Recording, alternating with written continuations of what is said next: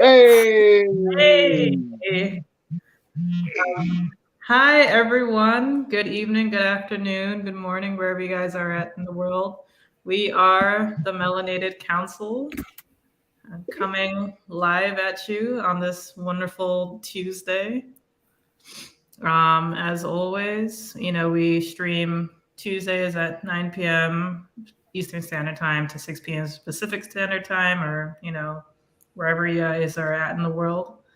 And of course, like, subscribe, and enjoy the show. Um, yeah, so let's get started. As you can see, the remarkable Ron is here with us today. Unfortunately, he was out last week just due to a lot of shit. Like a lot. Literally, what she Yeah, said. but he's doing great, which is great. We're happy to have him here so we can really talk about sports this time instead of make believe sports. Mr. Ronnie. I still feel like I would get the gold if there was a Olympic competition for leaving the best voicemail. So, and it is Women's History Month, and it's actually a very special day because it is Yes. Women's Day. Sorry, I'm new to this banner life. You're good. I was about to say, get this banner. International Women's Day. Get that banner up! Bam! Yes. Right there. Yes. Yes. And it's great that International Women's Day falls on a Tuesday this week because we are going to be talking about Black female athletes and if they're getting the recognition that they deserve. As always, like I'm sure if you're were born further than yesterday, you would realize that like women's basketball doesn't get as much hype as the NBA. It's not called MNBA. And also like women's soccer is massive, yet they're still like struggling to get like just the basic things that they just need. But yeah, we're going to talk about that and a whole lot more. However, let's get into how our weekends were and just catching up and just saying hello. Ronald, let's start with you since you were since you were out last week. My goodness. Yes. And according to L, oh man. When I tell you last week was a very good week, it was really, it was everything that could have possibly went wrong. Yeah, it went wrong. Legit, whatever could have gone wrong, it probably went wrong. And so, just for me getting sick with the flu, and which is funny because I haven't had the flu in like years. Right.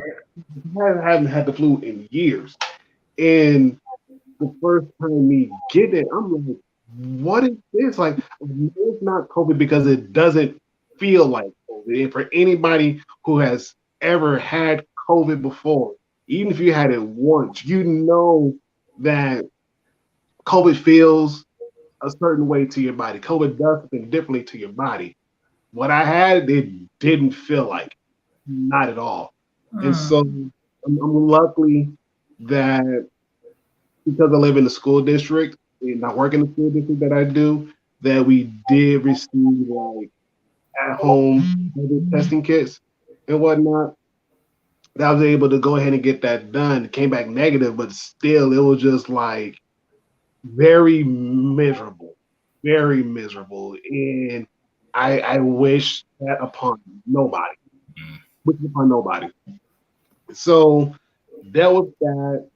Daughter started Girl Scouts, whoop whoop, going Girl Scout cookies and whatnot. And coincidentally, she is the oldest as far as her troop goes. So she will be the role model to all the other little cadets that are underneath her. and whatnot. So that was awesome. Missy got into a car accident, and yeah. Oh, jeez, So man. again, when I tell you guys that it was a crappy week, it really was. I'm sorry. And even then, like she was on her way to do her job, and she made a turn, and she blames herself for part of it. And as she's making a turn, the car hit her on her right side of the car, smashing in the I'll call it the right axle of the car. It's pretty much done. The right side of the car, the right back side of the car is done. So there's nothing that could be salvaged from that car. But she was able to roll out of the car, get to safety and whatnot. The only thing she pretty much walked away from is a stitch or two. Other than that, like, there's really no way. A lot of people say it like, how in the world did she survive that crash? Like there should be no way. Like the only thing that he got away from it was a couple stitches. I know, dude. I'm telling you, dude.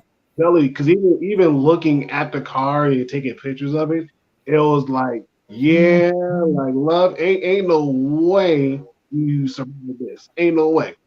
Even the people, the tow truck driver and the police officer said, was telling her, like, looking at the vehicle, you should have had something more than just than just a couple stitches. You should have something more than that. You should have some kind of like leg issue or arm issue. Like there should have been something more. And she's like, no, that's all I got. I got away with a couple stitches. That's it. So yeah. Other than that, we are good. Okay. I'm really glad to hear that. Like, Yeah. my best, recovery, everything to her. I mean, it sounds like she got away with not too much injury, but still, everything Yeah. heals fast. Oh yeah. So it's just taking it one day. Yeah, it is. It's taking one day at a time. I'll ask her for permission. If you guys are in the Melanated Council's Discord, I'll post the pictures with her permission.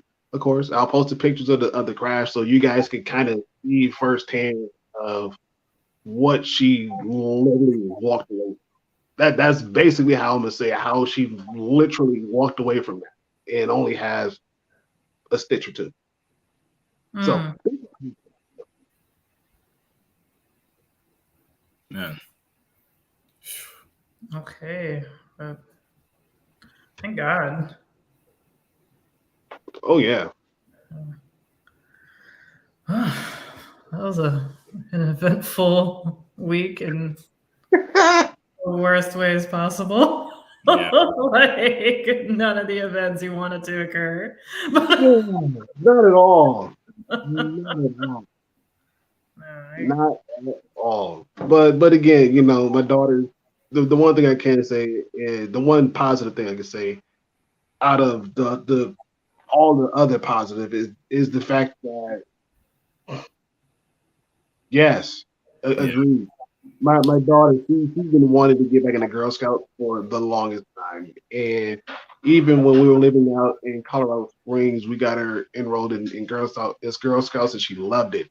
And the last 2 years, we've been trying to get her in. I know the 1 year we couldn't do it because, of course, COVID, and then the other year previous couldn't do it because of again COVID. And so we kind of missed out of 2 years of doing Girl Scout stuff. And so if there's anybody that knows anybody that's doing Girl Scouts, you kind of know what that is. Like all the badges, all the travels, the arts and crafts, the this, that, the selling the cookies and whatnot. Yeah, she missed 2 years of that. And so not only just her, but a lot of the girls in her troops were pretty much, this was like their first actual year of doing Girl Scouts since the pandemic. And so that was a cool thing to kind of see her out there. She got featured in one of the Girl Scout magazines or photo outs for our region. Nice. And pretty much, who had the most blinged out Girl Scout table. And of course, her troop, took first place and whatnot. Yeah. Yeah, that's what I'm saying. Like, yeah, you go ahead. You go ahead, you do that. She loves it. She loves it. She loves it. So I'm done. I'm officially done. Somebody take this buck and I'm gonna pass the buck. I'm passing the buck. I'll take it on. Sorry, Toby. I figured you would though. You're good. Yeah, no, like I had like a little bit of like a rough week too. Like Thursday, I went to a celebration of life of a coworker from a previous job, and it was just like it was crazy. He died from like cancer, and he was young. He was only 54. Oh wow. Yeah, but it was just crazy to just find out and then see a lot of my coworkers from my previous job, and just even like a lot of people who've already like gone to different companies or whatever. It was great seeing everyone because it was like a reunion of sorts, but it was just like the circumstances of seeing everyone was just hard. Like it was just like crazy to think like, holy shit, like, it's like, man, I wish, we can have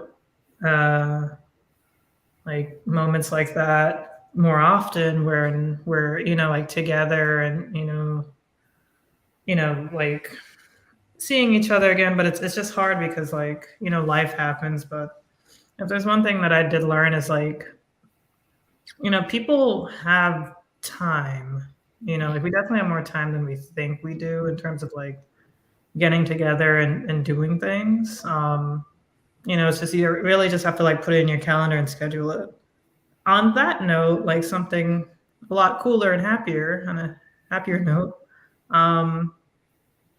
Yesterday, because I made the time for it with a friend, I got belay certified in rock climbing.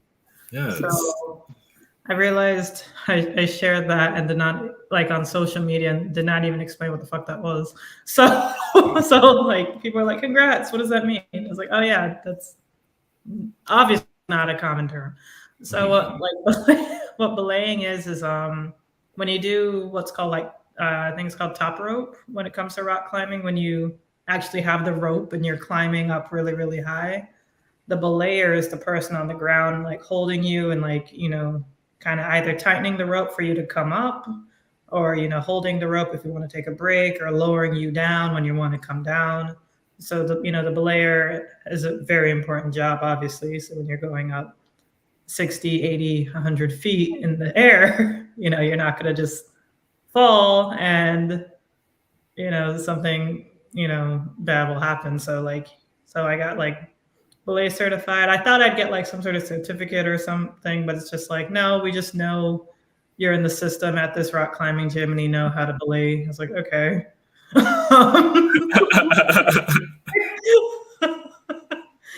I was like hoping there was like some sort of like rock climbing like system, so it's like, okay, this person, no matter what gym they go to, they could, or wherever they go, they can belay someone. It's just like, no, we just know that you can here. It's like, okay.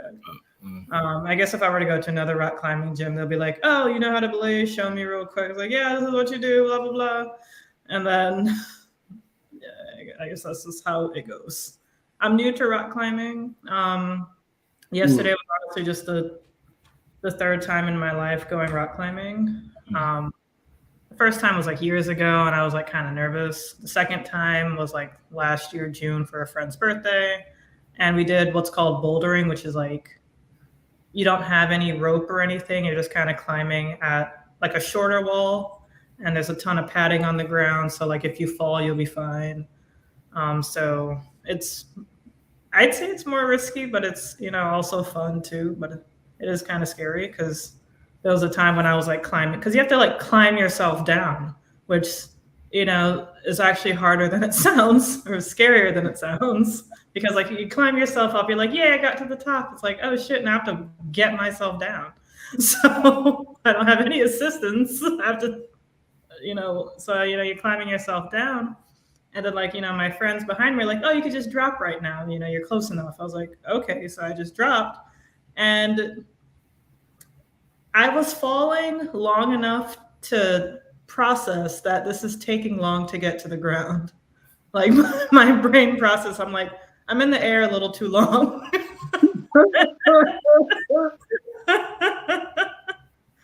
So like, so I was like, okay, that's scary. Like that's scary. Like it was fun, but it was also kind of scary that like I actually had that process. Like that was like that whole thought came into my brain while I was in the air falling. So for like a long ass time, clearly because we're in March, I've been telling myself, I'm like, all right, I'm going to take a ballet class. I'm going to take a ballet class. I have some other friends, like they even have me in like their rock climbing, like WhatsApp group saying like, they always like, hey, does anybody want to go rock climbing? Does anyone want to rock climbing? Like, show it happen, or I just want to go, or blah, blah, blah. So I was just like, you know what, let me, for 2022, I definitely want to just fucking do this shit. So I texted like one of my guy friends who I met at work, and just like randomly just saying, hey, how's it going? What's going on? Because he's at a new job now.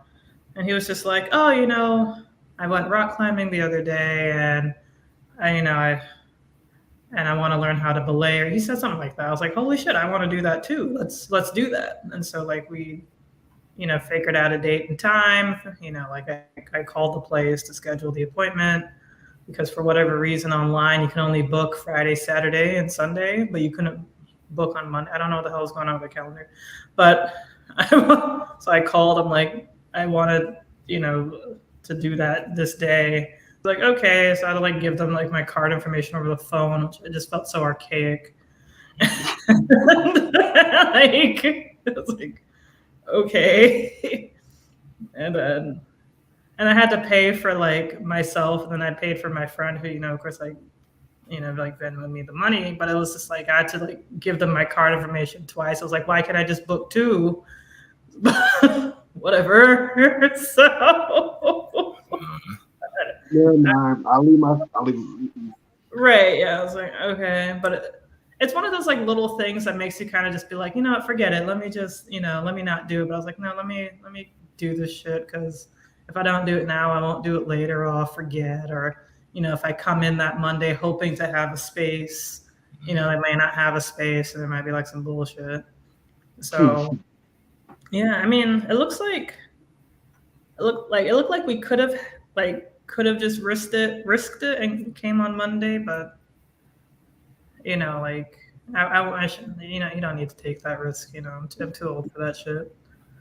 But like it was cool. Like it was great. It's like now I have this new skill, and I'll probably go rock climbing. I want to go at least once a month, because it is a little expensive. It's like $30, because I don't have any equipment. So it's like, okay, I could. And they have like a membership, which I think is like $62 a month, which would be good if, like if I went every day, or, all the time, if that was like my main gym. It's like, okay.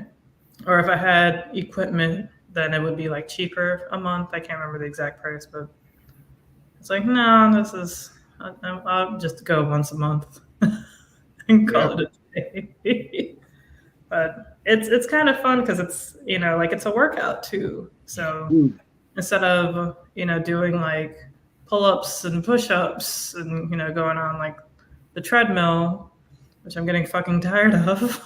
It's like, oh, I could maybe like go rock climbing at least to change it up so I'm not going insane. But yeah, so that's been me. Been my Nice. weekend. So Toby. Yes. So the weekend was definitely interesting. I guess the rest of the week, like I had just come down with a cold, unfortunately, like Monday. So like the day before our stream, I was kind of holding it together. I think as the end of the night was coming, I was like, okay, I really need to. Oh right, because of your birthday, I remember. Yeah. And so like I woke up Wednesday, just like it was not great. Like my throat was just like on fire. I was like, oh my god. So waking up on my birthday was not very fun. But then as the day went on, like it was just like I kind of, a lot of people had reached out, just like just generally like calling, texting, messaging. And so I was like, I felt the birthday love, so that was cool.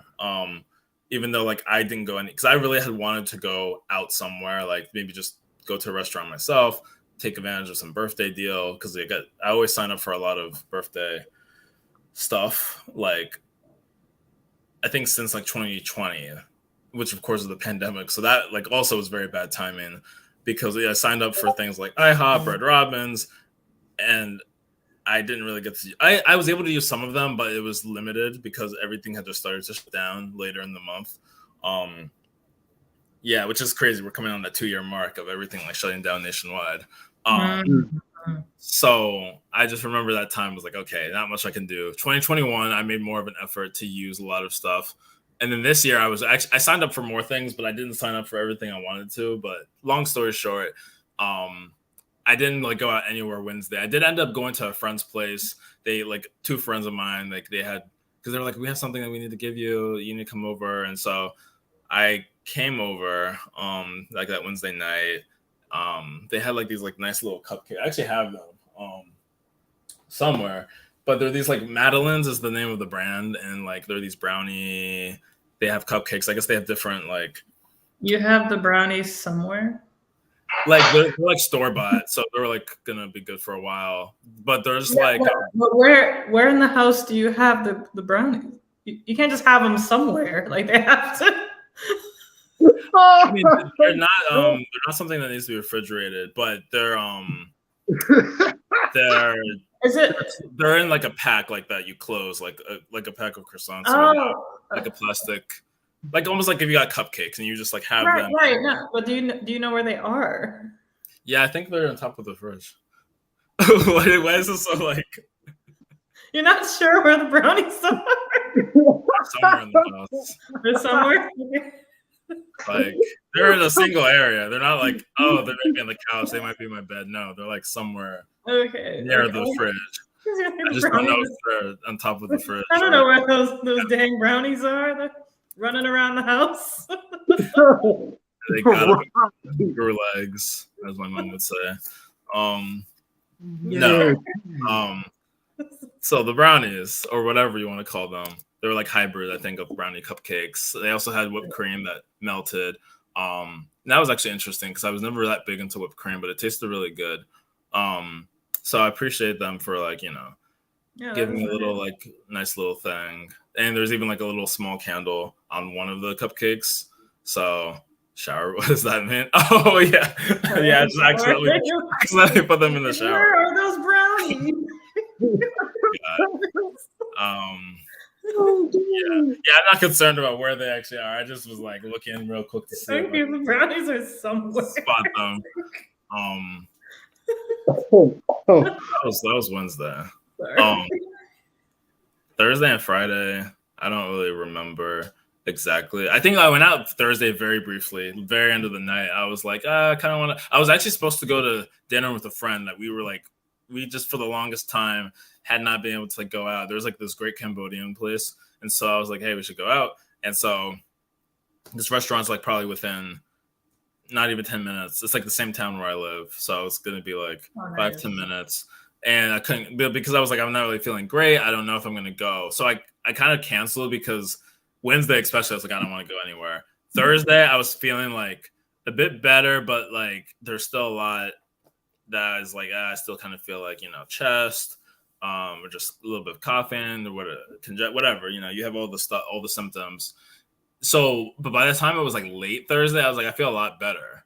So even though like dinner time, I probably wouldn't have wanted to go out and sit somewhere for a prolonged period of time. I felt okay like by a very late night. So I like popped out to like a bar, like a lounge.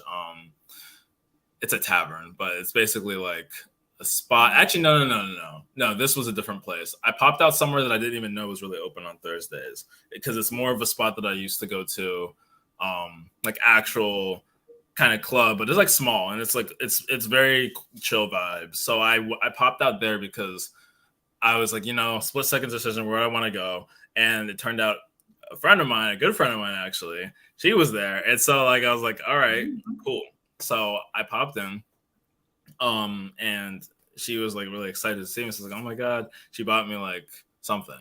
So I appreciate that too. She bought me probably Black Label because that's like been my go-to if I go out and I don't want to pay for it. If someone's gonna buy it for me, then I'm gonna go get Black Label on ice because whiskey on ice is a great thing. So I had that and I was like, I really don't want to drink like a lot. One, because I drove here, and two, because I'm still I remember that from last time, but this one was not the tavern. It turned into a lounge when I went. Actually, I feel like the more remarkable thing is when it's a lounge and then it turns into a tavern or a club, because then it's like, oh, I just transformed the essence of a place. No, this was just like it was like not that many people there, but it was really cool. I had a good like last 20 minutes. Oh, that's my superpower, by the way. My Olympic thing is showing up as late as possible to a club or party or event without like getting turned away at the door. And sometimes actually I've gotten in for free certain places if it's like not even like if they're just like, if you're gonna be here for like the last 20 minutes, we're not gonna charge you. Sometimes some people don't care, they'll still charge you, but I've gotten into a place like with 5 or 10 minutes left, let's call it 10 or 15, and sometimes we've gotten in for free. So that's a Olympic power to get into the last like 30 microseconds of an event where I can still get in without being turned away. So that's basically what I did Thursday. Friday, I went out to another spot. I had to coordinate with a few people. So, and Friday there was a lot going on. It was kind of ridiculous. Not to blame any one person. It was just like various moving parts. So by the time I showed up to where I wanted to go, I got into a spot for free because it was my birthday. Thankfully, because it would have been like $40 otherwise. It was like a hookah lounge in New Hampshire. So I went. It was cool. And yeah, I was there for like the last 40 minutes or so.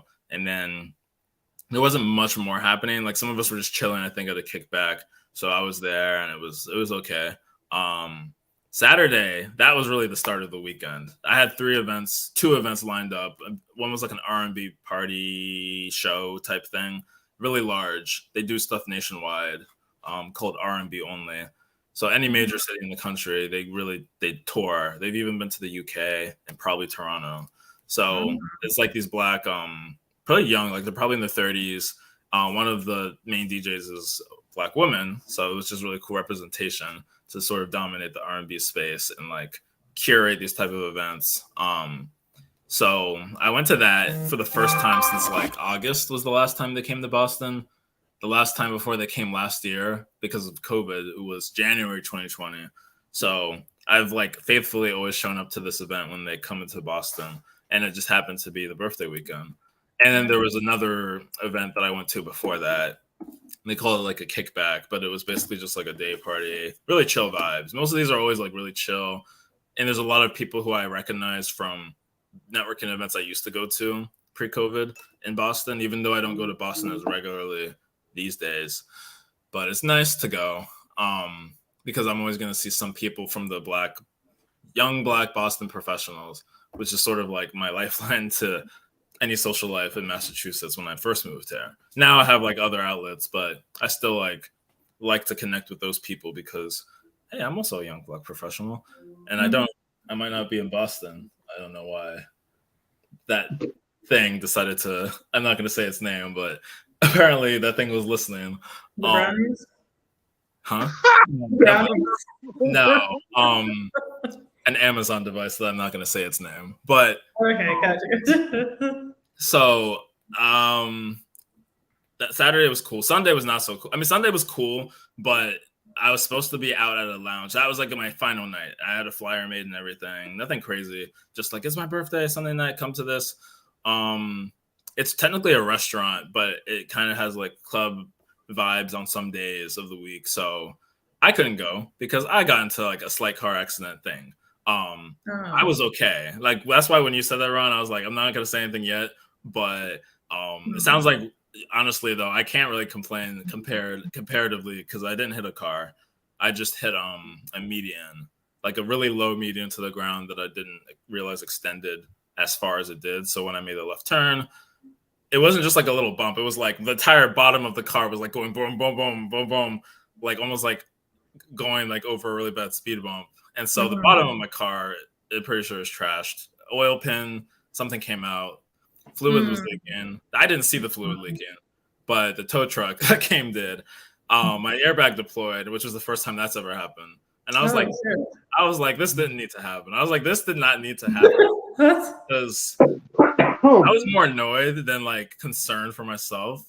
Because I was just like, really? Like, it wasn't even like some crazy, like, oh my God, it was almost an accident. It was a left turn. There wasn't even many cars on the road. I was in a town near Boston. But not in Boston. And I was trying to get back to where I live for the other event. I was leaving like a little after midnight. Anyway, it was a hot mess. My car is still out of action. I don't think it's going to get inspected by my insurance anytime soon based on the email I got. But hopefully I can call them tomorrow and tell them to get their act together because they said they were going to like call me on Monday of next week to schedule a claim adjustment or a claim, whatever. And I was like, that's not okay. I'm not waiting a week just for y'all to assess the damage. I need like ASAP stuff to like get moving on. So my car is totaled, basically. I mean, it's crazy because the outside of it looks fine, I think. Like looking at the outside of it, the front, the sides. But from what I was told by the tow truck driver and even some other friends who have had their own situations with cars, they were like, yeah, if the airbag deployed and like stuff was leaking at the bottom, you probably might just have to say goodbye. Because even if you get it fixed, it might not drive the same. Which is sad because it looks like it's a nice Honda Civic 2016. So it's relatively new in terms of all things considered. It's not like an old school 2000 car. So I'm just like, it would be really a shame, especially in this economy, to buy a new car. But I'm just grateful I can work from home and that, like, you know, I was okay. Like, I had a little stinging in my left arm. I think from the gas, from the airbag. I think just from the pure heat, because it was so smoky in the cars. Like, I've never seen the airbag deployed in my life. Like, I've never been in an accident in terms of being in a vehicle that has gotten to that point. So I was just like, dang. Right. Yeah. This is not my weekend. This is not supposed to be. This is not how the birthday weekend was supposed to end. But I hear you. But man, you said you hit a median? Yeah, like a divider. Like it's like you're making a left turn, and normally, like, if you're in the left lane, there's a divider, not a rail. So this wasn't like a high one. It was just like a low one that you could almost walk on. It might have even had grass on the middle of it, or maybe not exactly, but one of those types where it's really low. And so I guess I just didn't see the end of it as I was turning. And so I drive. You know, it's not like I never drive, and it's not like I've never driven through and around Boston. So I don't know. It was definitely unexpected. Like I was just like, especially when the airbag deployed, I was like, wait, what is happening? What is happening? Right. I mean, it took a while to get everything together, like to turn, like in terms of getting a tow, because AAA wasn't coming, and I don't know, it was just a lot going on. So, you know, I'm just glad at least now it's in a lot. I got back home. I just need to get a move on. But I had fun before that. The spot that I was in. Yeah, there you go. I can't knock it. The first car that I really 1990 was it 1999 Mercury Villager. It was like this big red minivan that we would drive. That was bought new. and that was like a few years after I was born. So that car had been with our family since my family moved to Maryland from Missouri. And then we had like a Toyota. Oh God, we had like some Corolla, maybe 2003, 2002, and then we had Camrys that were 2003 and 2007.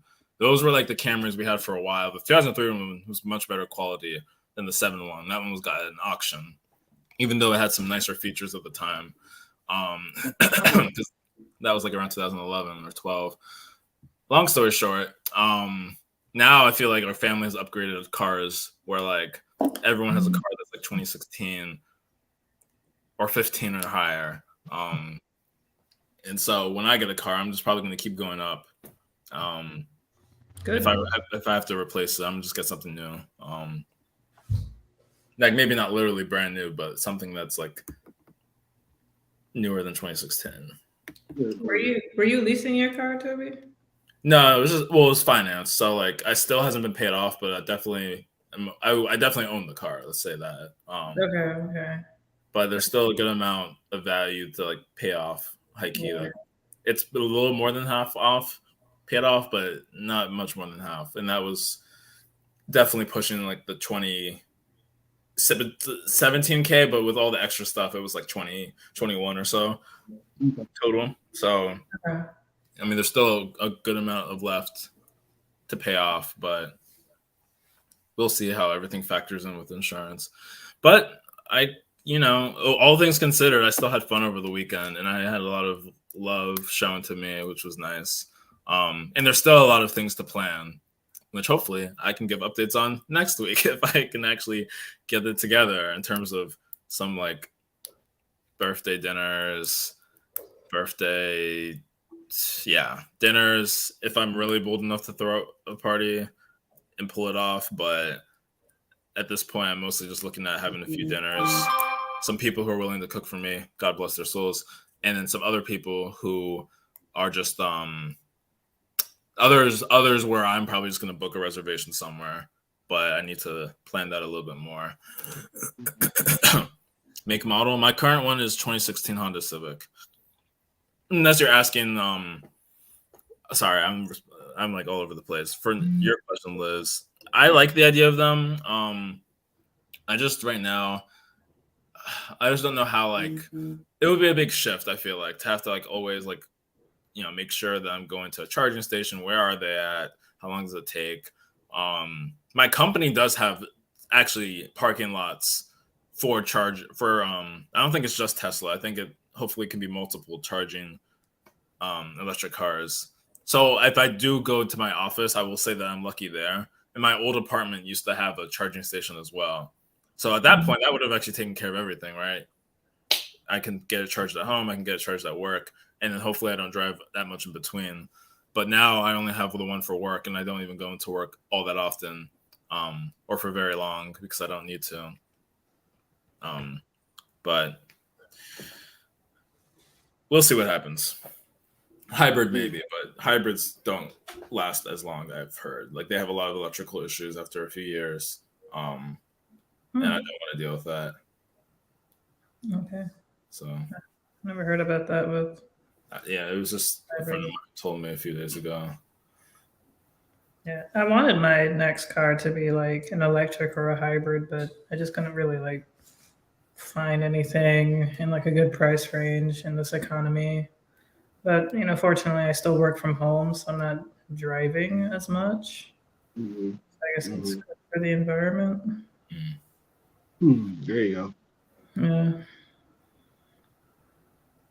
No, I love electric cars, so that's ideally what I want to get, next time, or at least a hybrid of some kind, just to use less gas. And honestly, it's smart to use less gas, especially with the gas prices now. Yeah, don't get me started on that. Ugh. I know.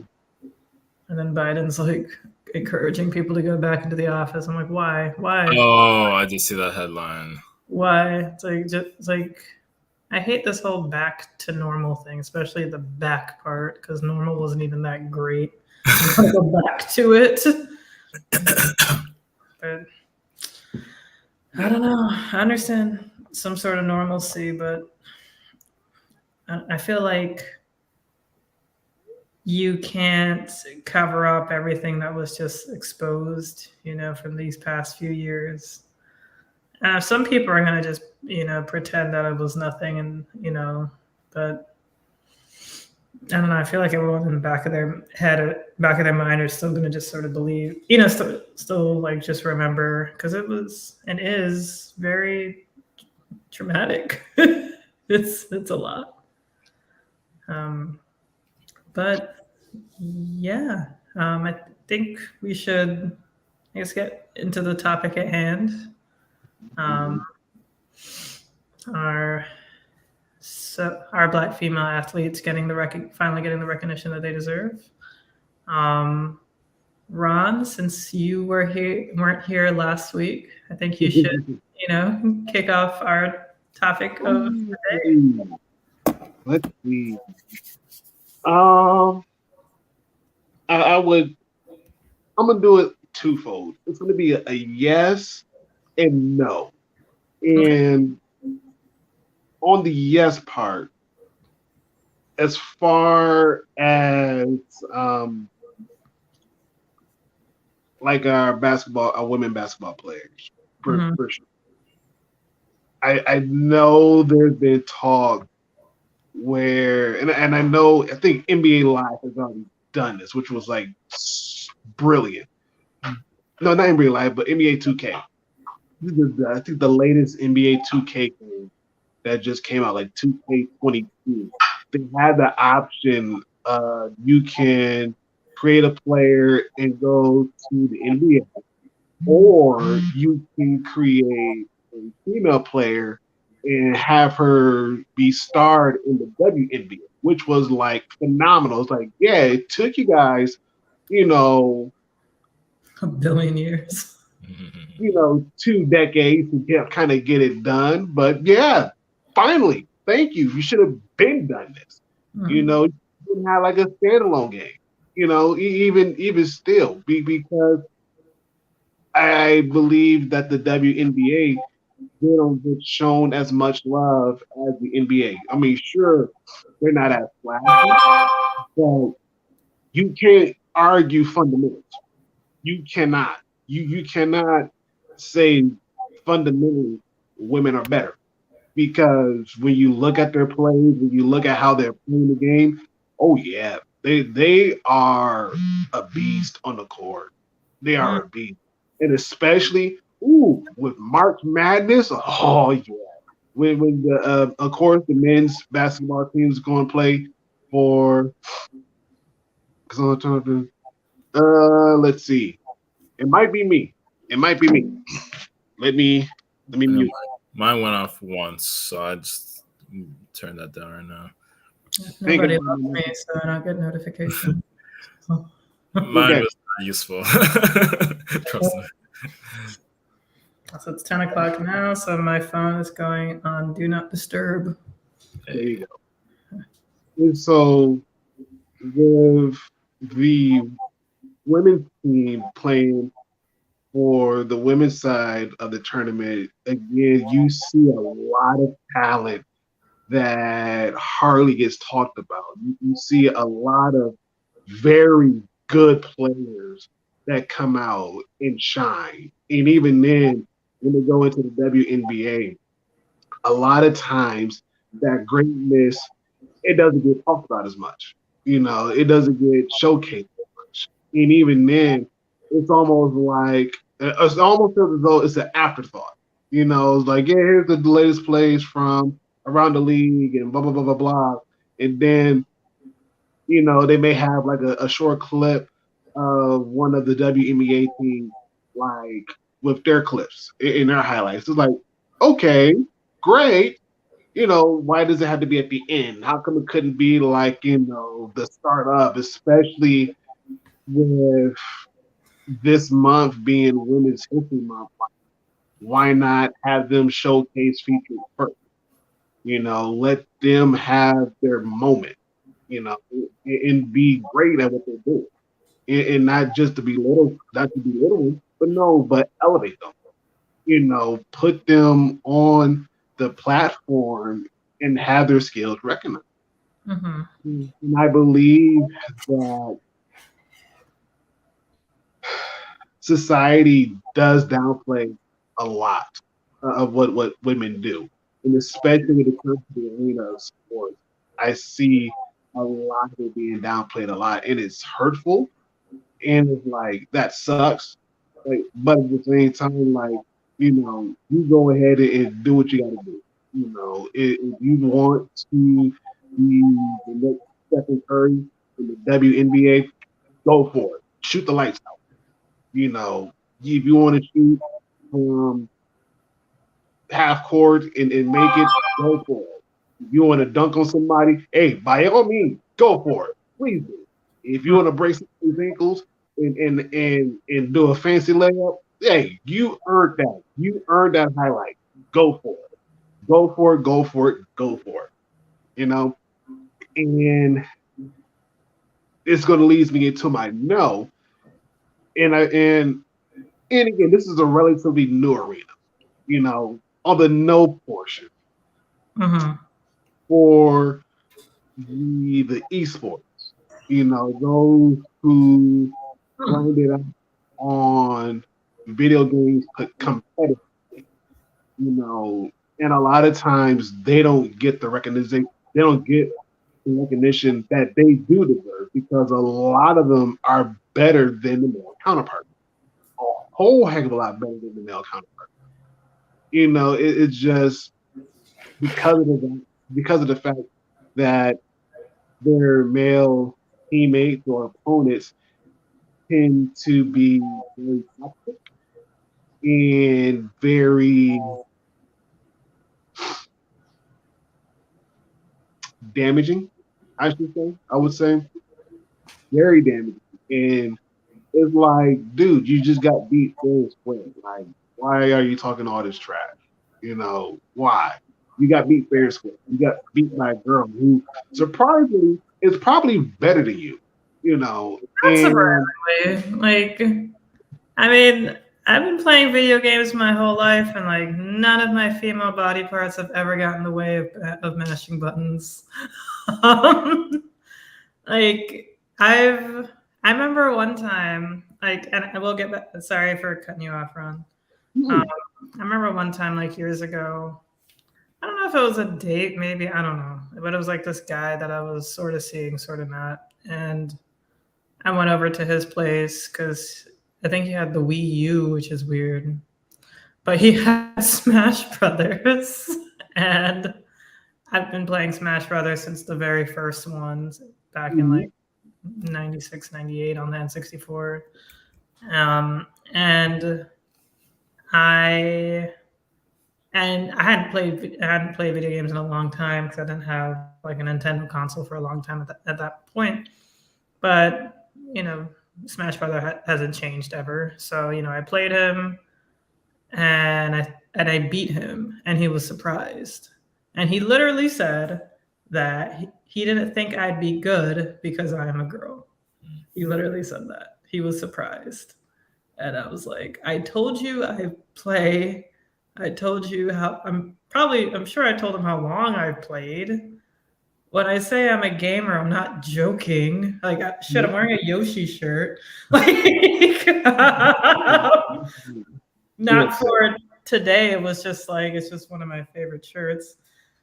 And yeah, it's just like, I don't know. Like, I understand that you may not you may not picture a gamer whenever you think of the word gamer, but it's like you can't just let your preconceived notions dictate everything, and also just recognize your preconceived notions, your biases, and things like that, and just take the L and like learn from it, because it's just like all it does is just hinder people. It's like, oh, it's like the same thing goes where it's like, oh, when I picture a leader, I think I picture blah blah blah. Like, like a fucking car salesman, like my fucking governor.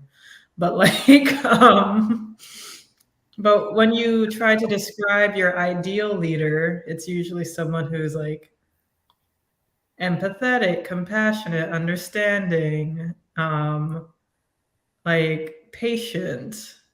A lot of qualities that tend to be like stereotypically women almost, like a good listener, like et cetera and so forth. And yet we keep choosing leaders, we keep picturing leaders as like rough and tough men. And then we keep going back into like this bullshit of, like society where, like in terms of like companies and politicians and things like that, when we keep going against our like what we actually want and desire, we just always have to go with what we picture in our head, which I always think is, just very odd. But yeah, sorry for the tangent. So you're good. You're good. You're good. You're good. And just to circle back too as well. It is funny because a lot of the people in my gaming community, a lot of them is split male and female, and a lot of the females they tend to play games like Call of Duty, like like Apex, and whenever I have free time, whenever I do have time, I join them just because like I'm not doing anything. Like I don't mind joining you. Do you need a third, or do you need somebody to sit in the squad? Yeah, like, yeah, sure, come on, and just talking to them, listening to them, and watching them play, and whatnot. It's like okay, cool, like and I laugh and joke like, listen, you might have to carry me. I'm gonna get in my kills here and there, but just know and understand that I know that you're better than me at this. So you're gonna have to carry me. And they laugh it off like, no, you're gonna get you some kills, and nobody's carrying nobody. Like, okay, I'm telling you what I know. And so when we get done, of course, we look at the after the match, and I'll sneak up with, my 5-10 kills, and then of course my teammates they're like 15, 20, 25. Like, like didn't I tell you that you're gonna have to carry me? I'm gonna get in mines here and there, like a game of spades. I got my two in a possible, but at the same time, I don't know if my possible is gonna actually get us over the hump. So whatever you got, I'm gonna trust you that you're gonna help us win, and I'm gonna just get the books where you can't win. I'm gonna try to get those books. And even after the games, we've always had like this kind of like breakdown as far as talking, communicating wise, and it sucks because we can hear of course the opponents in our ears and whatnot, and hear them calling them all kinds of female dogs and anything else, and it sucks. And we sat there and talked about it. I'm like, how do you feel about that? They're like, oh, hear it all the time. Hear it all the time. Hear it all the time. And they're like, Call of Duty players are the worst. Call of Duty players are the worst. Like, don't let them feel, hey, what up? What up? Hey. What up? And like, don't let them figure it out that I'm a black woman that's playing against them. Then it goes from just regular toxicness to racist and toxicity all at once. And it's like I feel for them. Like I really do. Like I feel for them. Like, well, like at the same time, they gotta understand that you beat them fair as fuck. You've been on our leaderboard for like the last past like 10 matches, and it shows why. Like you're just really good, and they have to accept the fact that they got beat by a really good player. Right. They just got beat by a really good player. And Yeah, once they figure it out in their brain that they got beat by a really good player, accept it. They got beat by a really good player. You know, well, why be a sore loser if you got beat fair and square? You know, Mm-hmm. and again, it just baffles me because in the esports arena, a lot of women, even women of color, they don't get the recognition. They don't get that recognition that they deserve. They don't, and they don't get a lot of credit for a lot of hard work that they put in.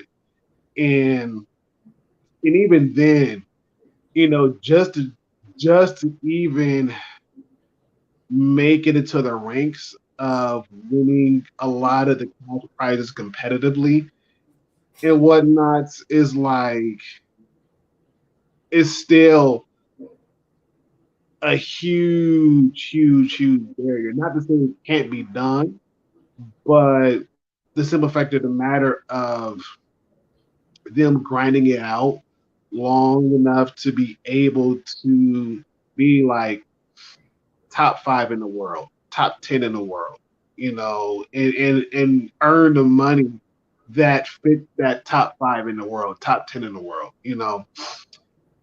I think there needs to be a lot more recognition on that aspect than anything else in rap. Yeah, that makes a lot of sense. Like like speaking as a woman, like it gets it's like it's really aggravating when like something that was predominantly men and like women start to kind of join it, for the love of it too, Mm-hmm. and just trying to, I guess, like go up the ranks, or just try to get better than the next person, just like what men do, and like it's like that fucking kind of like gatekeeping sort of thing where it's just like we don't want you sort of thing. Um, I was actually listening to a podcast the other day, and they said that I don't know if this is true. I haven't like actually looked it up yet, but golf apparently stands for or stood for gentlemen only, ladies forbidden. Wow. Okay. Uh, and I don't know if that's true or not, like, but it's sort of, I don't know if like the acronym came after the name golf, but it's just like that kind of sort of thing where like I don't know, like that sort of like gatekeeping aspect when it comes to, I guess, things that even if like they were like men first or male first, like they were Mm-hmm. usually male first because like they once again couldn't picture women doing this, and then they like they would I guess like create a sport, create some sort of thing, and then it's like I understand that like when it comes to some sports, well, like a lot of sports, it's men only, women only, sort of thing, because like there's just uh, features that men have that will give them an advantage over women, and and so on, and vice versa, so on and so forth. However, when it comes to video games, I don't think there is. There's no like physical advantage, that men would have over women. Like I do know that I guess men don't. This sounds fucking random, but like men don't blink as often as women, just naturally. I remember like learning about that years ago, but I don't think that's really an advantage because it's not like you're like super conscious of when you blink. So, um, but like there's really no like physical advantage that men have over women in esports because it's all button mashing and just like a lot of just like brain power and strategizing and and whatnot, and things like that. So like, I don't know if men just sort of feel, I don't know. Like, I don't know. I wish I could understand like why men feel super threatened when like a woman defeats them in a game. You know, instead of just like, wow, this person's better than me. Wow, this person's really good. It's just like, it's a woman. A woman does this. It's like, I don't know, dude. Maybe meet more women. Like, I don't know what to tell you. Like, Oh, yeah, meet more women gamers. We exist. There's a lot of us. Fun fact: when video gaming first arrived, like decades ago, I'd say probably like in the '70s was like Atari. Video gaming was pretty much split in half between men and women. mhm. Um, and so the reason why I started to gear towards men, I don't know if I've told you this, the story is Nintendo was like releasing one of their systems, probably like the SNES or something, and like the toy stores stopped, like no longer had like a gaming section. So they had to put it either like in the boys' toys or the girls' toys. And Nintendo was like, I guess we'll put it in the boys' toys if that's what we have to fucking do. And so they started advertising more towards boys because they needed to sell their product, and they put it in the boys section. So that's why like it started to become more for boys when it never really was. Girls do play a lot of games as well, like especially like on cell phones. That tends to be a higher rate. Between like men and women, I think more women play games on their phones than men do. Also, like the terminology and the definition of a game, of a video game, like once again, the picturing in your head, you're probably picturing like, in terms of a video game, you're probably thinking of like Fortnite, Call of Duty, a lot of the games that we were just mentioning. But there's also video games like Candy Crush. That is a video game. If you play, Tetris, Candy Crush, like those kinds of puzzle games, you are by definition a gamer. That is true. If you just play chess, if you just play Connect Four on your phone, you are a gamer. Like there isn't like you are. However, whenever we think of someone who is a gamer, we think of those who play. Now we think about those who play like Call of Duty and Apex and Fortnite and League of Legends and those kinds of games. However, back in the day, back in my day, like a gamer would be like if you play, like more nerdy, like if you play like Legend of Zelda, Super Mario, Sonic, like some RPG games like Chrono Trigger or Secret of Mana. Come on, Elle. Yeah. Come on. Yeah, or like even like fighting games like Killer Instinct and Mortal Kombat, like that was like, or Final Fantasy, or Tomb Raider, like because he just reminded me of like when he said PC, things like that. But like, that was like considered a gamer. However, there are people who kind of bridge off into like different kinds of games, like people who just like the role-playing games where you have to like kind of pick out every move, kind of like Fire Emblem. Some people like those kinds of games. Some people like, but you are in fact a gamer. However, it's just not defined like that anymore. But I guess like what I'm just trying to say is like if we just start to like open our mind as to like what is defined as a gamer and what's not, what is defined as like an athlete and what's not, then we can stop like narrowing our perception, our definition of what who a gamer is, what they look like, what they do, and start to realize that we're most likely all wrong as to what that is. I know that Chad had a question a little while back, and I didn't want to just ignore that. So what do you guys think about the influence of money and consumption?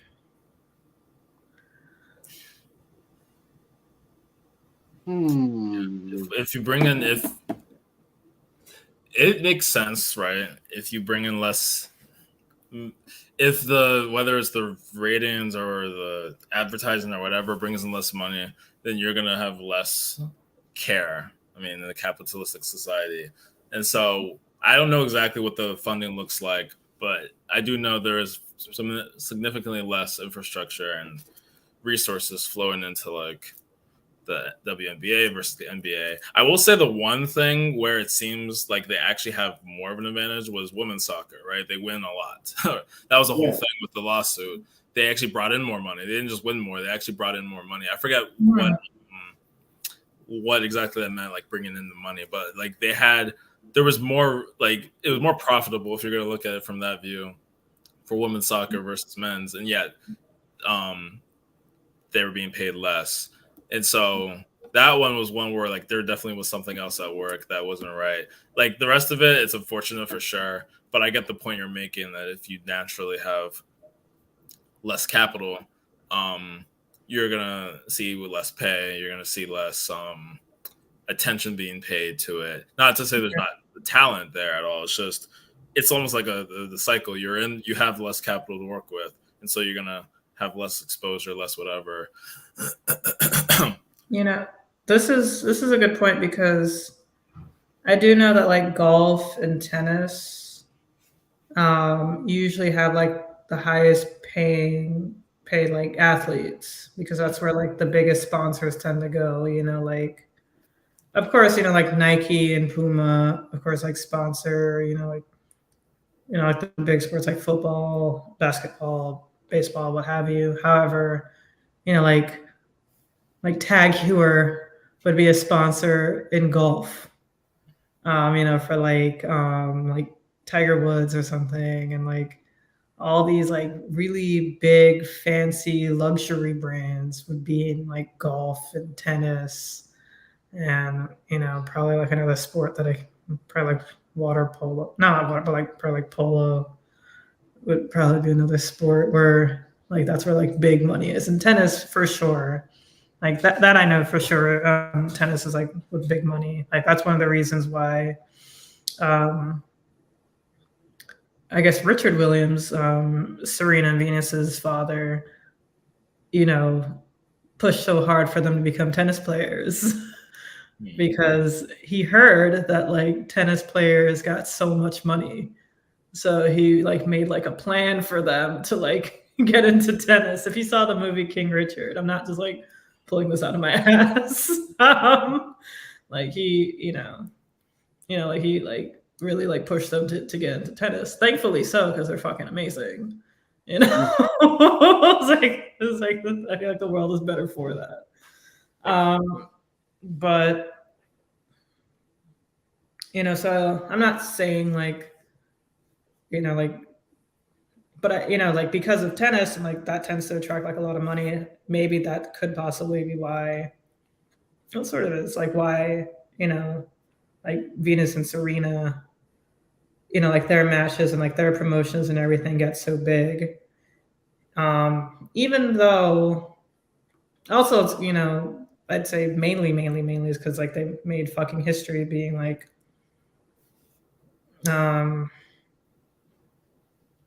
were they like the first black female tennis players? I'm sure like definitely the youngest to be big. Sorry for, you know, screwing up their history. I feel like I should definitely know this. This is kind of bad, but this is a little embarrassing. You know better than me. Yeah. But not because like they're like in Florida. But like what was I saying? But like, you know, also like because of the sport of tennis, you know, like they definitely, you know, like more money is looking towards tennis because of like that's like where like the big brands tend to, you know, promote and go. Cause I'm, you know, like a lot of like just filthy rich people like play play tennis like on their off time. Not necessarily like famous athletes, but like that tends to be just like a thing that they do in the day. Like I worked in Boca for 5 years. It's like one of like the richest cities in Florida for sure, maybe even in the nation. But so like like you see like old rich white people just like in like their tennis gear going to go play tennis because that's like the thing. And yeah, anyway, so I forgot where I'm even going with this. What was I trying to say? Oh, in terms of like money and how that impacts perception. Yeah, like because if more money gets poured into that, more like you get more advertising and therefore more focus. And so like that's like a plus for like Black female athletes especially, but like I guess it would depend on the sport because there's also like Naomi Osaka who is also a tennis player and is getting recognition, but still like like fighting certain things, especially when she had the whole like when she wanted to just take like a mental health break for a bit, and she didn't want to answer some questions, and I guess that was like illegal or something, or she was fined. It was something ridiculous. Mm-hmm. Like what the fuck is like the point of this? I guess like I understand like that's like the rules or everything or anything, but like some rules are just so fucking stupid. It's like why does this even exist still? What else was I wanted to say something else about recently because Serena Williams has a venture capital fund called Serena Ventures. She was featured like in a New York Times article. She like shared this recently, like a picture of it on Twitter like last week. This was very recent. And the title was like tennis star creates a venture capital fund or something. And I was like, you could just said Serena Williams. Everybody knows her.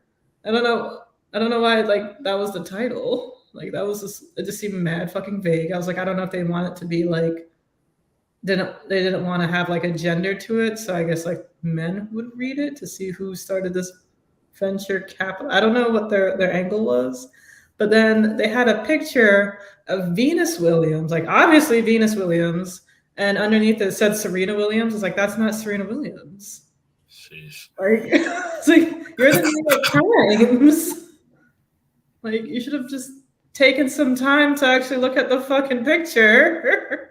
Like even in black and white, I can tell it's like that's Venus Williams. Like yeah, they're sisters. Like they kind of look similar, but they look also very different because they're two completely different people. Like, it's like, how do you not know? Like, how many people have this like gone through and you just like didn't even notice? It's like where you like nobody second guessed this. I'm like, no one approved. No one did editing on this. Right. It's like no one follows Serena Williams or Venus Williams on any social media and could like see their face. It's like that's not. It's like that's not Serena Williams. But I don't know. Like that was, but like that's another like example of even though she's how fucking high she's gotten in how far they've gotten in in society in the world, people are still making like these dumbass mistakes. And her husband, who's Alexis Ohanian, one of the founders of Reddit, he said that like it's like yeah I've been he like retweeted it. It's like I've been featured in a lot of things, but they've never like gotten my picture wrong as a white guy.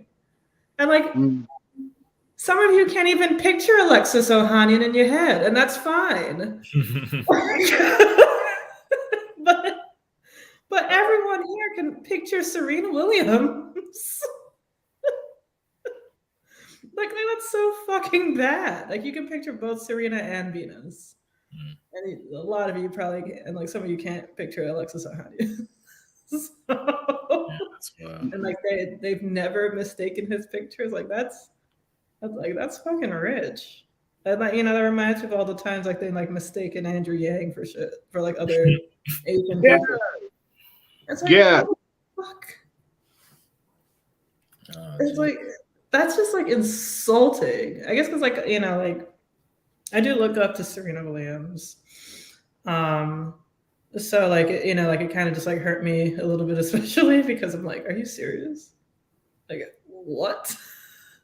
Like you can't. I don't know. Like, and then some people just have like the audacity to comment, like people make mistakes. Like it's like no, no, no. I'm fucking tired of this. Like I'm really fucking tired of like these little mistakes that we're supposed to just continuously brush off because like this shit happens all the time.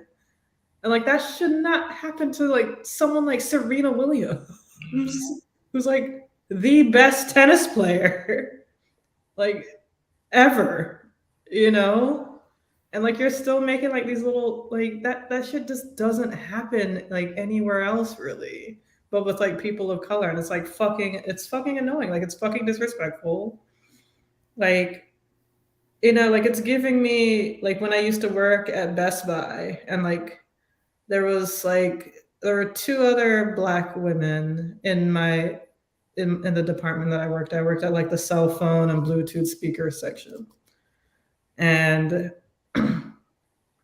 like one of them also wore glasses, but the other one didn't.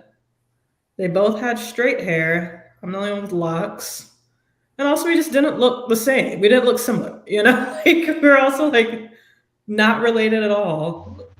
And like there were times when like sometimes the coworkers would be like, oh, I can't remember, like let's say like one of the girls' names is like Jessica or something. It's like, oh, Jessica, I mean Elle, blah blah blah. It's like you don't do this with anyone else, okay, whatever. And then like even customers would mistake us. Like they would talk to like Jessica or Jasmine, and then come back to me being like, oh, where's the product? I was like, what are you talking about? So this is my first time interacting with you. It's like, oh, you two look so similar. You do look. I was like, no, we don't. I have glasses. Like you didn't like that didn't even process in your head. I have locks. That didn't process when you interacted with another human being. Like you just saw black person, black woman. Like that's it. Like that's it. It's like so insulting. It's like, come on. So like that. I guess that's just like how I feel. Like I can relate to that because it's like some people like some. I understand like not being good at faces. Like I'm telling, like I understand, but like even for a short moment at Best Buy, realize if somebody's wearing fucking glasses at least, and also like especially like back in 2013, like there weren't that many like black women with dreadlocks either. Like that wasn't something that you were like really seeing. So like just take a second to like process the person that you're speaking to, because they're a whole ass person and you're just out here like black woman. That's it. That's it. Like that's as far as you go. It's just like a fucking like silhouette blob, but it's like black woman. That's enough. I'm not gonna process anything. I'm not gonna see what like their hair is, their glasses, their height, nothing. Just black woman and scene. Chad said tennis stuff is expensive.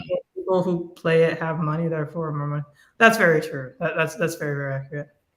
No, like yeah, of the John Yang thing with Andrew Yang, where they kept giving him the wrong name, him and Evelyn. I think they said like her name was like Emily or something. Yeah. I forgot. I was like, give a fuck.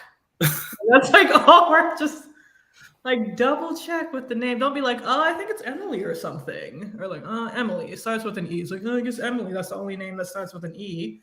Unlike, Evelyn, Elizabeth, Eliza. But like, no, don't double check. People are acting like they gotta pay for Google. Yeah, no, it's absolutely right. That I feel like it's like a unconscious I don't know, like deliberate, like I don't know. I'm trying to think. Like it's just a lack of giving a fuck. It's just a lack of caring. And like finally, people of color are speaking up, and of course white people are totally accepting of it and are mad chill about it. So no.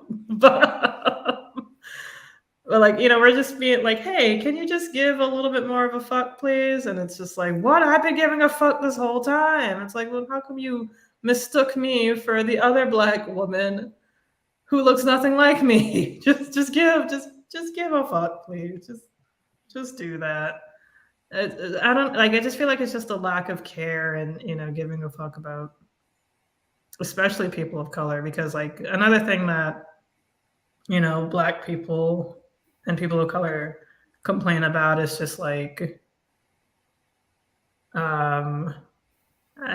it's just like when you're like out, like if you're a black person and you're just out somewhere, and like if you're walking this way and like somebody's coming towards you, of course like the nice thing is to kind of like get out of the person's way, like, but sometimes like, and like especially like people of color on the who are listening, try to do this because it's actually kind of funny.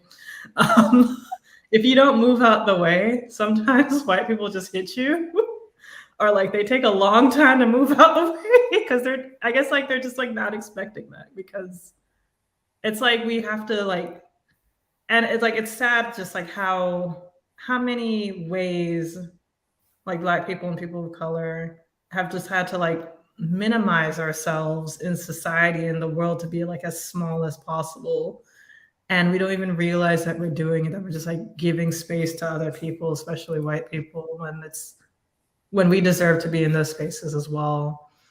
And it's we're not even like realizing it. I'm sure they're not even realizing it either, but like when you start to be kind of conscious of it, it's sort of like it's, I don't know, it's like a disgusting kind of funny, if that even makes sense. Because it's like, I understand why we did that, but it's like we don't have to do it anymore.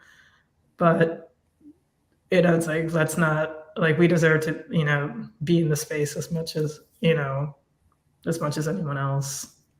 And we're allowed to be big in the space too. So,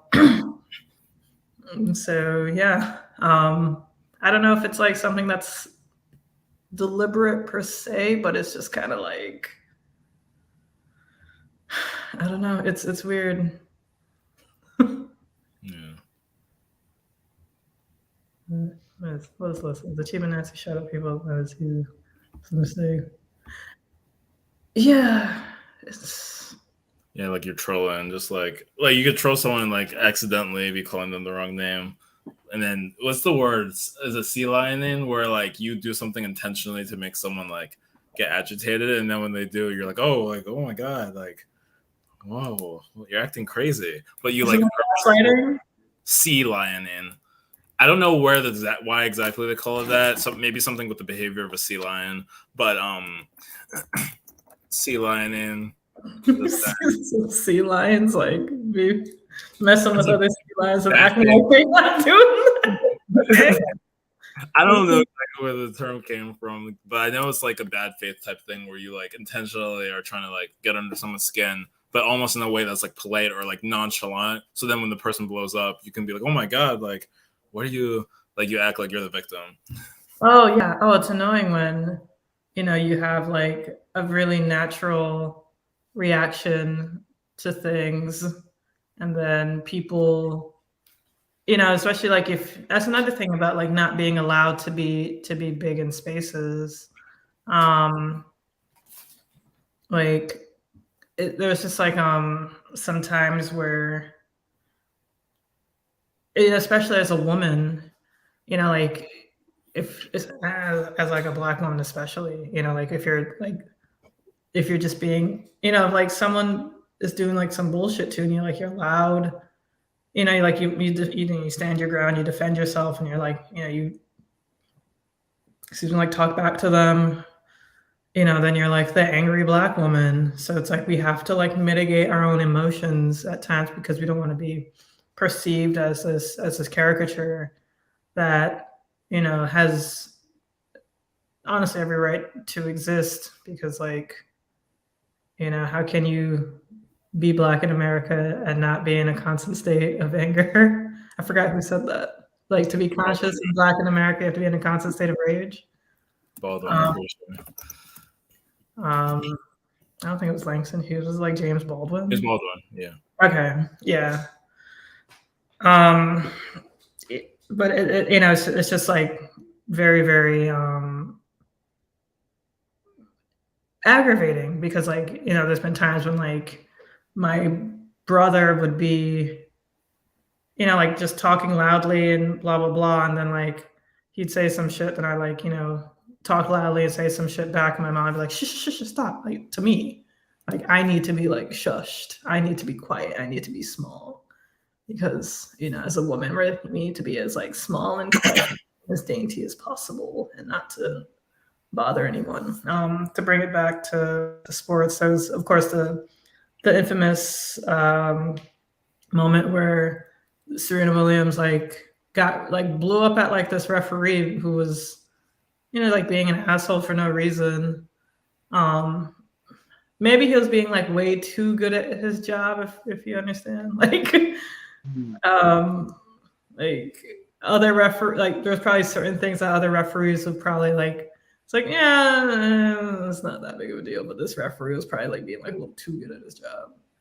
And she was against Naomi Osaka, and I guess the referee just kind of did like a bad call or what have you, and Serena Williams like blew up, because when you're playing a sport, especially at that level, on their level, there's a lot of like just like there's a lot of energy in you.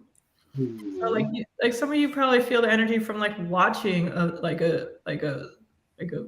football game that you're really into, or like a basketball game that you're really into, and the referee calls a bad sport. You're like, what? That's bullshit. And you're like, you're sitting at home, like watching the TV. So imagine like playing the sport, like you're the one doing that. You would probably flip your shit. Of course you would.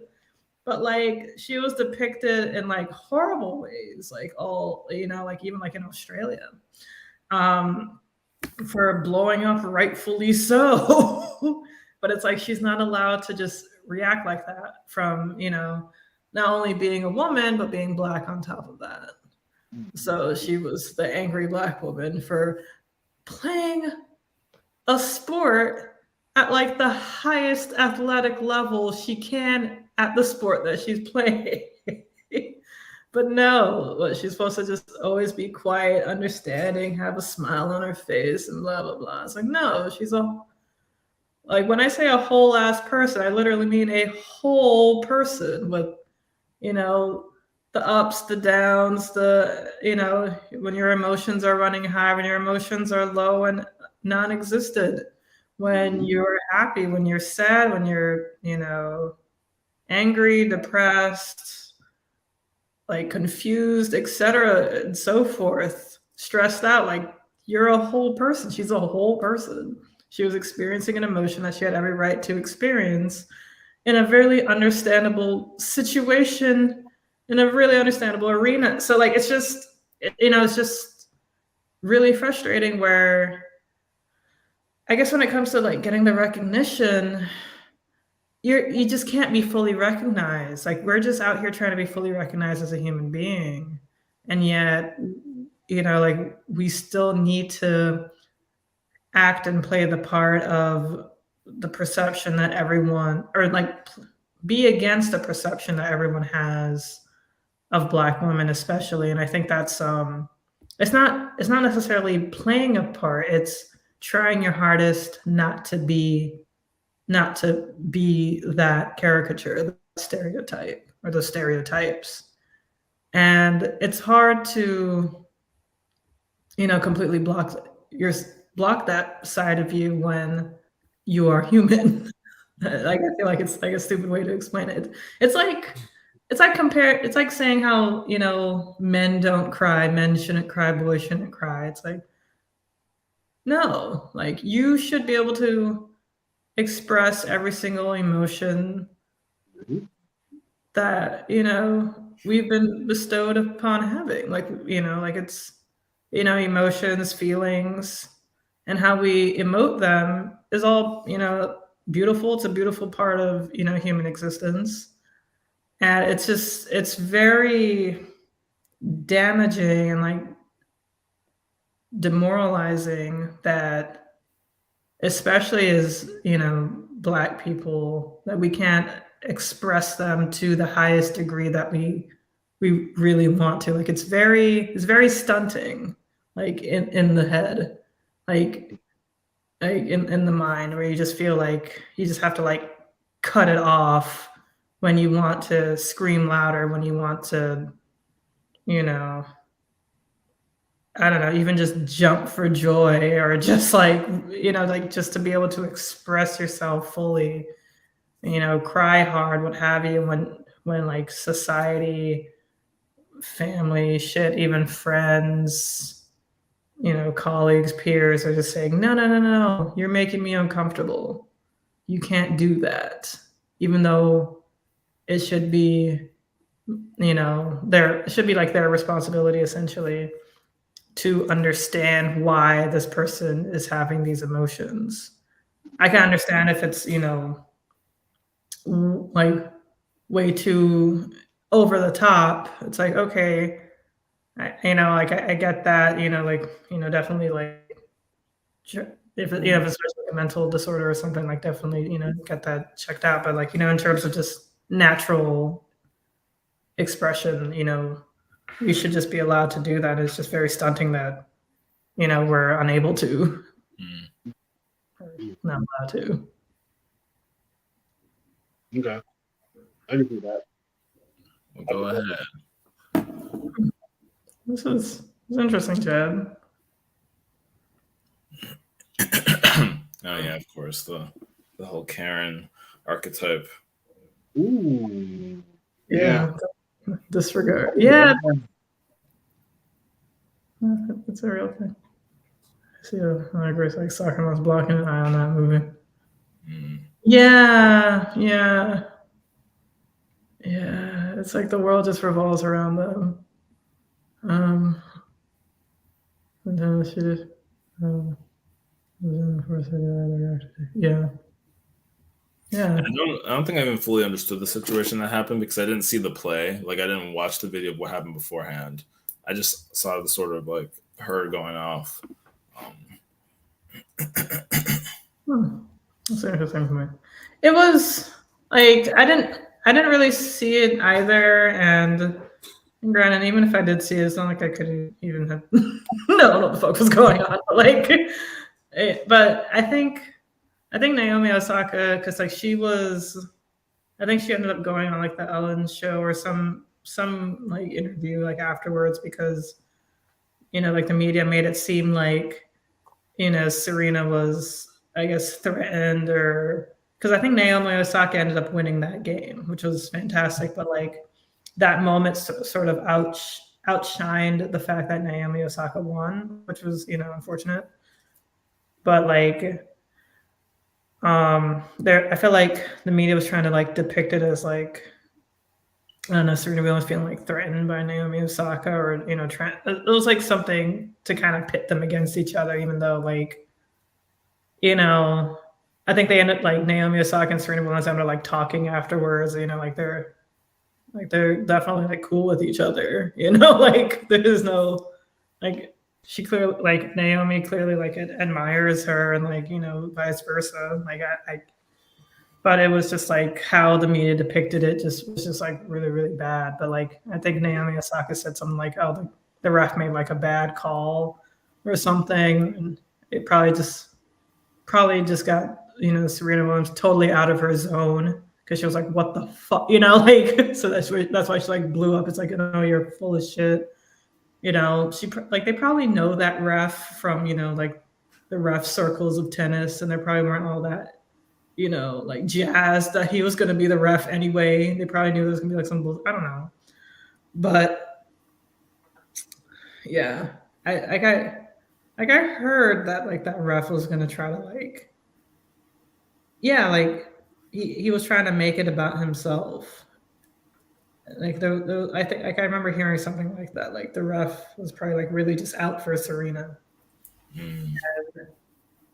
Like there's shit like that where it's like, oh, I could, like trying to like abuse their power or something just to, make like a big star fall or like what have you. It could have been like some weird jealousy or something. I mean, none of us even know the ref's name, so he didn't.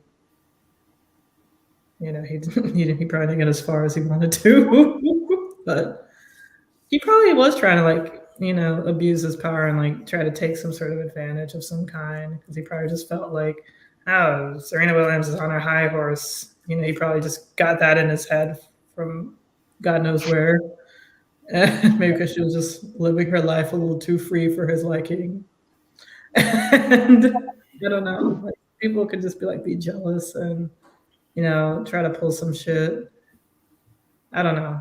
Of course, I wasn't there. I'm not in their heads. Our emotions are so micromanaged. It seems to always mean something is wrong. That's true. That's really true. That's a great way to put it, Liz. Our emotions tend to get really micromanaged, and it's it's fucking frustrating. Yeah, I heard that too, Chad. The ref had a reputation for being a stick in the mud. Mm. I've heard that too. Yeah, That kind of makes sense. That makes total sense. I mean, and again, going back to what Elle is saying, you got these, especially black, playing at their highest level in sports, and to have a ref pull a stunt like that is like you're basically saying to overlook the mistake, keep your emotions in check, and just play the game. When it's like, no, you can't just play the game because you know that the call that was made was book. You know this. Anybody who watches any sport, it doesn't even have to be tennis. You can watch any sport, and if you know that the call is bogus, is like you're gonna say something about it. You're gonna make a fuss about it because like that wasn't even the right call to make. Why are you making this call? And even then, why are you getting mad that we're calling you out on your BS? Because you know you was in the wrong. You know that wasn't even the right call. You know that. But because of the fact that you proceeded to act in such a way where you just disregard everything, but no. You're going to have to explain to us why, and make it clear to us why the call was made in the first place. And not to make the call and then weeks go by to only have us be turned around like, oh, well, the call should have been made. Well, no, duh. We know that. Why did they have to wait 2-3 weeks down the line? How come you couldn't just be upfront and honest right then and there, and make it a fair game? No, I just wanted to start some bullshit.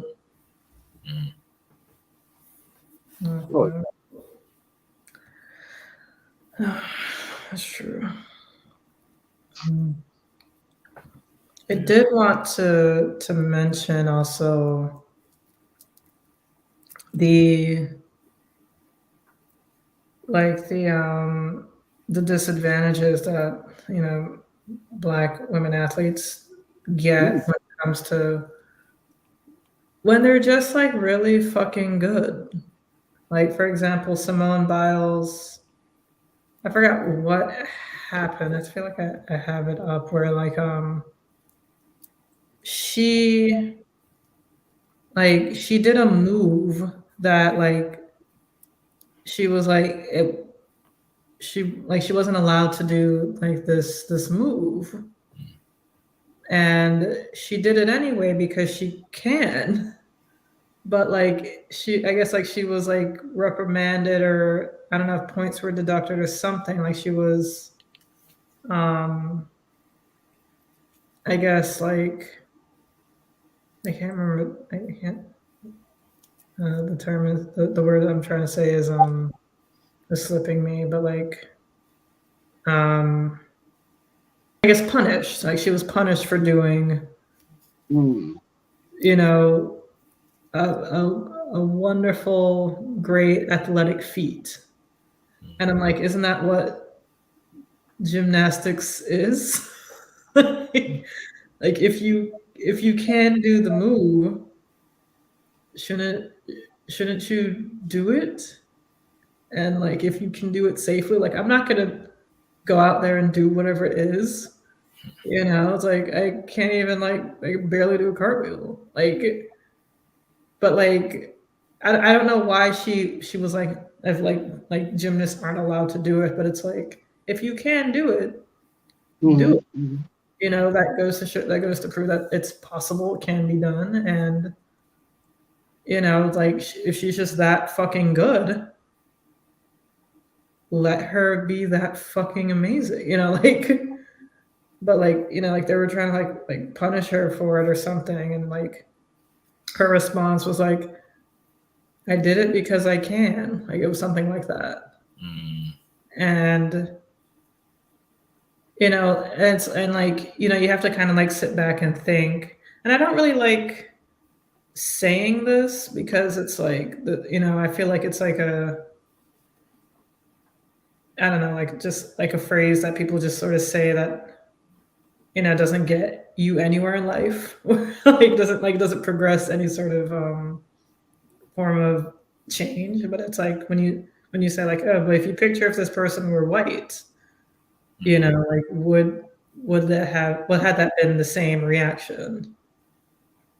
And it's like, and I don't really know because I don't really know the world of gymnastics at all. But you know, assuming with like everything else in history and the world, even currently, maybe they would have like been more congratulatory and more proud and be like, oh, you know, it's not allowed, but still, this is fucking amazing, rather than just being like, which more than likely happened, just being like, no, that's not allowed, instead of being like fucking impressed and be like, yo, this is great. It's just unfortunately we can't do that. We can't, you know, blah, blah, blah for XYZ reasons.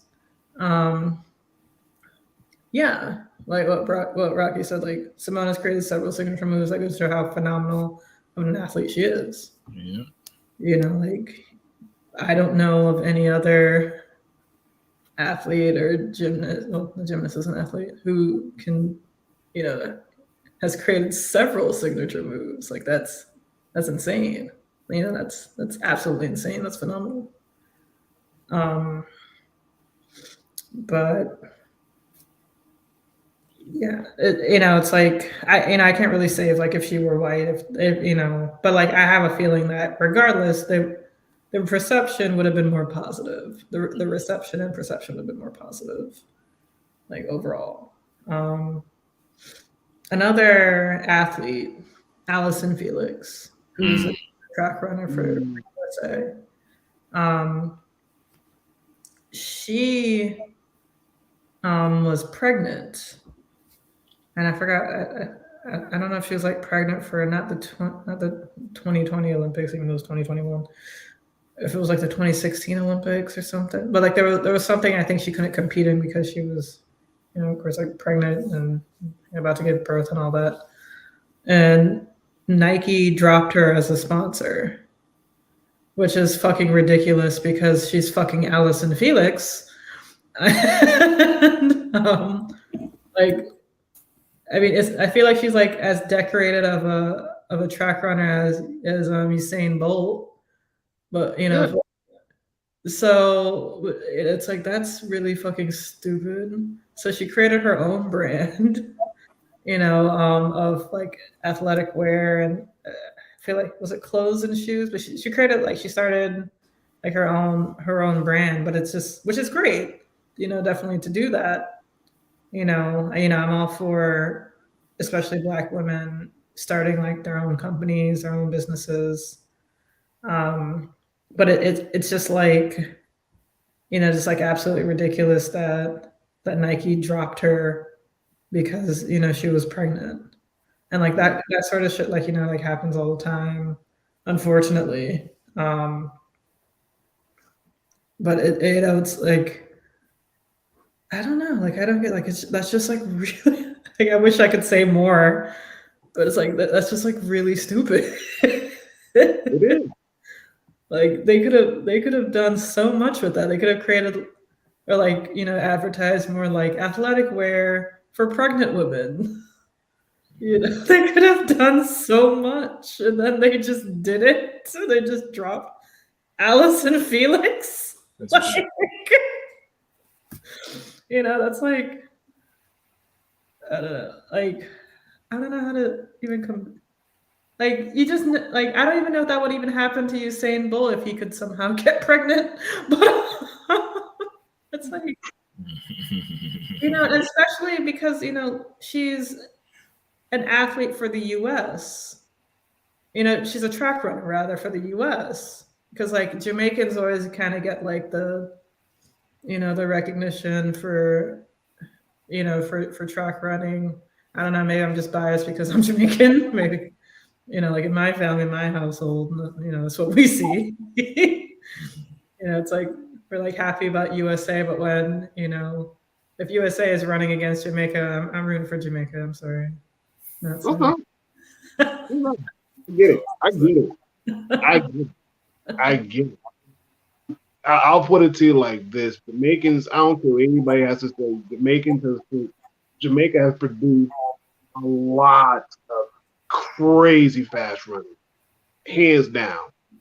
They have produced a lot of fast runners out of any country so far.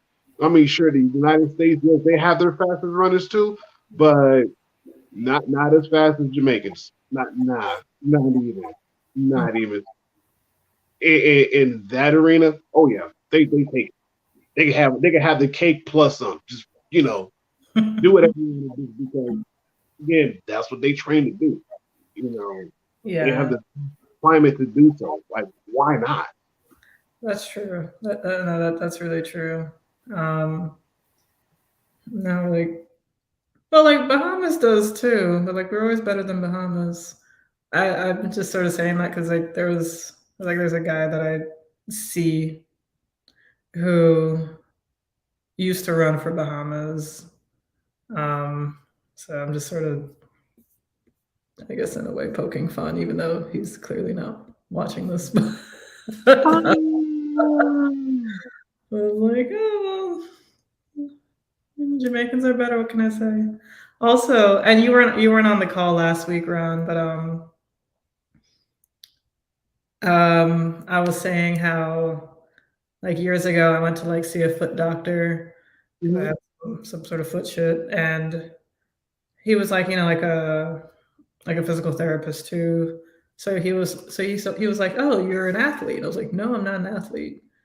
But I get confused with being an athlete because I guess I'm just like I'm like naturally shaped as an athlete. Mm-hmm.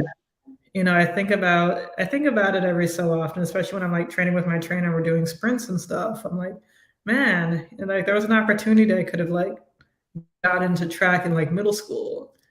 And if I had done that, I probably, could have maybe been like a really big like track runner because I'm just naturally shaped like that. And like my friend Ryan was in the comments commenting saying like, yeah, especially where you're from. I was like, but maybe, yeah, like could have been something. Oh yeah, I can see that. I can see that easy, really easy. Very me. Hey, Mish. Hey. Hey. Hey, Mish. Hi, Bewitcher. Bewitcher. Oh, please interrupt. Please. Thank you so much we're doing well. I hope you're doing well too, Bewitcher. Thank you for joining us. It was good. It's good to see you all. Thanks, Yeah. Mm-hmm. Ooh, yeah. And to keep the conversation going, throughout the week, we have a Discord. I'll share the Discord in the chat now. Mm-hmm. Especially because I finally downloaded Discord on this computer. There you go. I was like, something's missing. I was like, oh, it's Discord. I don't have Discord. Yeah, so definitely join us. And you can give us ideas for topics, and just chat with us, share funny memes, bother us. Definitely. But yeah, no, thank you for joining. And so Rocky says too many go under the radar. Unfortunately, people don't anywhere associate.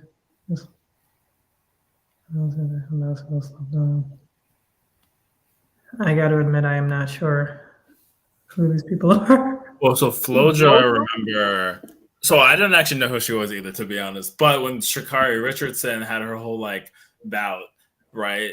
Flojo was mentioned a lot as a comparison. She kind of had the same really colorful, extravagant nails and other makeup. I think she had passed away. Or hold on, I need to actually double check. Florence Griffith Joyner. Yeah, 1998. So she had died. Wow, she was young, but yeah, apparently she was very glamour and everything. There's so much I don't know about the history, but yeah, a lot of people paved the way to get where we are now. And she was a Black woman back then, back in the 59. I mean, not that, you know what I mean. She paved the way back in the 80s. Mm-hmm. Yeah, late 80s, 88. Yeah, well, she was in her time. She was one of the fastest track runners for women, one of the fastest. And I could be wrong, but she did set a world record for running the what was it? Was it 100 meter or was it 200? I almost want to say the 100-meter dash. She set the world record for the women's 100-meter dash. And even still, when she said it, it was up for some years until somebody else came and broke it. But even still, the way how she ran with grace. She ran with a beauty. She ran with a flow, with a style that set her apart from not only from her teammates, but from other runners as well. And so Flojo, again, she was one of the greats that, and again, for her time, again, was phenomenal. Even then, if you're thinking about as far as fastest women from the United States team that was on the Olympic team, her name is going to be brought up. Her name is going to be that's how fast she was.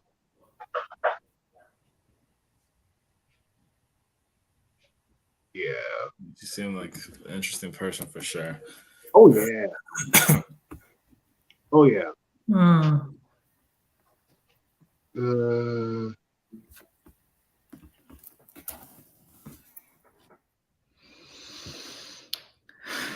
But yeah. True.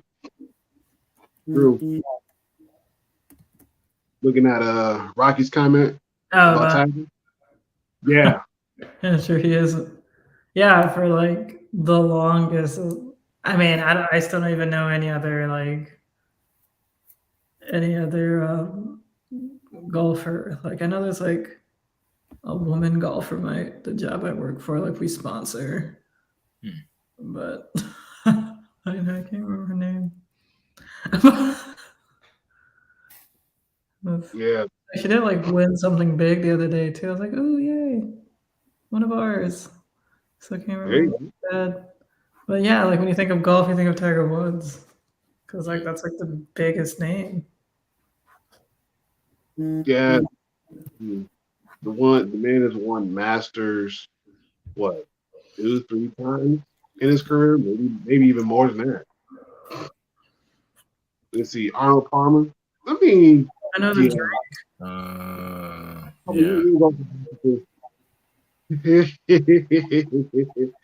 Yeah, I mean, I can name Phil Mickelson, another good golfer.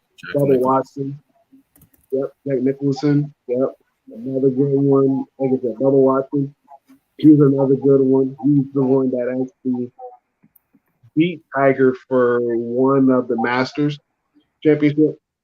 He beat him like it again, real good, really, really good. But even still, the bar that Tiger set for golfing is high.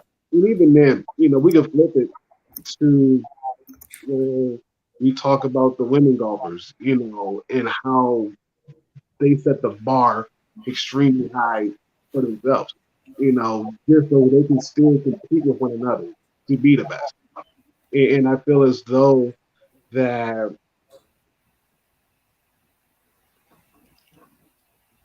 I don't know. Are there any Black women golfers?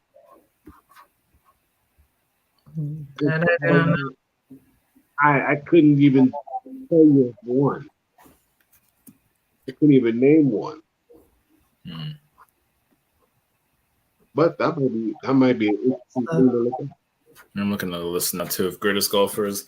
I always forget that Arnold Palmer was a golfer because I actually used to play golf. Oh yeah, you weren't on the stream, Ron, but like we were talking a little bit about sports that we used to do last week. We talked a little about like what are the sports that we actually did personally, and I was like, I actually played golf a long time ago, like elementary. Not really up. I would say 6th grade. It was just like a summer thing. Like there would be like a community golf. It wasn't like really like I was competing. And in fact, I don't think I really had been on the range like that. Like I remember, we would go to like where you could just like shoot the balls like, but you weren't like on the whole entire field. You're just kind of shooting it in your little booth, and it would just how far you could go, and then you go collect them. I mean, maybe actually no, there probably was a point where we did go on a range, but like it wasn't anything serious. So like I was kind of like really awakened. I actually didn't mention this last week, but I tried going. I basically was trying to join the golf team my freshman year of high school because I was like, I used to play golf. Probably would have been better off trying to play soccer, but I was like, golf seems like it'll be fun. Let me try it. Bought like new stuff because it's bigger than I was in elementary school, and like basically it was like varsity level. And I'm like, I haven't played golf since like 2006, and this is like 2009, and like also it was a very big difference in my age. Like I was, I think 14 at the time versus like 10 or 11. And so, yeah, it didn't like turn out very well because I didn't really know what I was doing. So I was like unofficially kind of cut because we hadn't gotten to the point where they started games, but they just said like, I need to get to a certain XYZ level where like because it wasn't really like, I guess like it was almost like professional. I felt like versus just like people in the community are playing, but like no, you're playing a high school sport to like win. So I was like, dang, not getting cut from the golf team. But you live and you learn. But because I played golf when I was younger, I actually knew of Jack Nicklaus. And actually, when I heard the actor Jack Nicholson, I didn't know that was even a person. I thought when I heard Jack Nicholson, I thought it was talking about the golfer. I was like, oh, that's a different person. And Arnold Palmer, surprisingly, I didn't know that he played golf. I just always knew like the drink, and I would see his face on the can. But yeah, I just knew of the drink Arnold Palmer. I didn't know. I mean, I figured it was named after a person, like obviously. It's not like people name drinks after like random names like fucking like bots do, but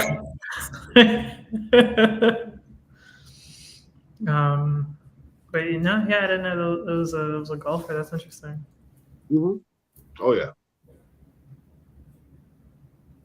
You know, one of the greats, as Brock said, Brock said,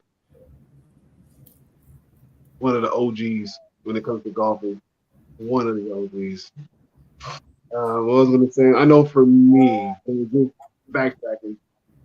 I know for me, I know I play, of course, football. What's that? No, Arnold Palmer. Arnold Palmer.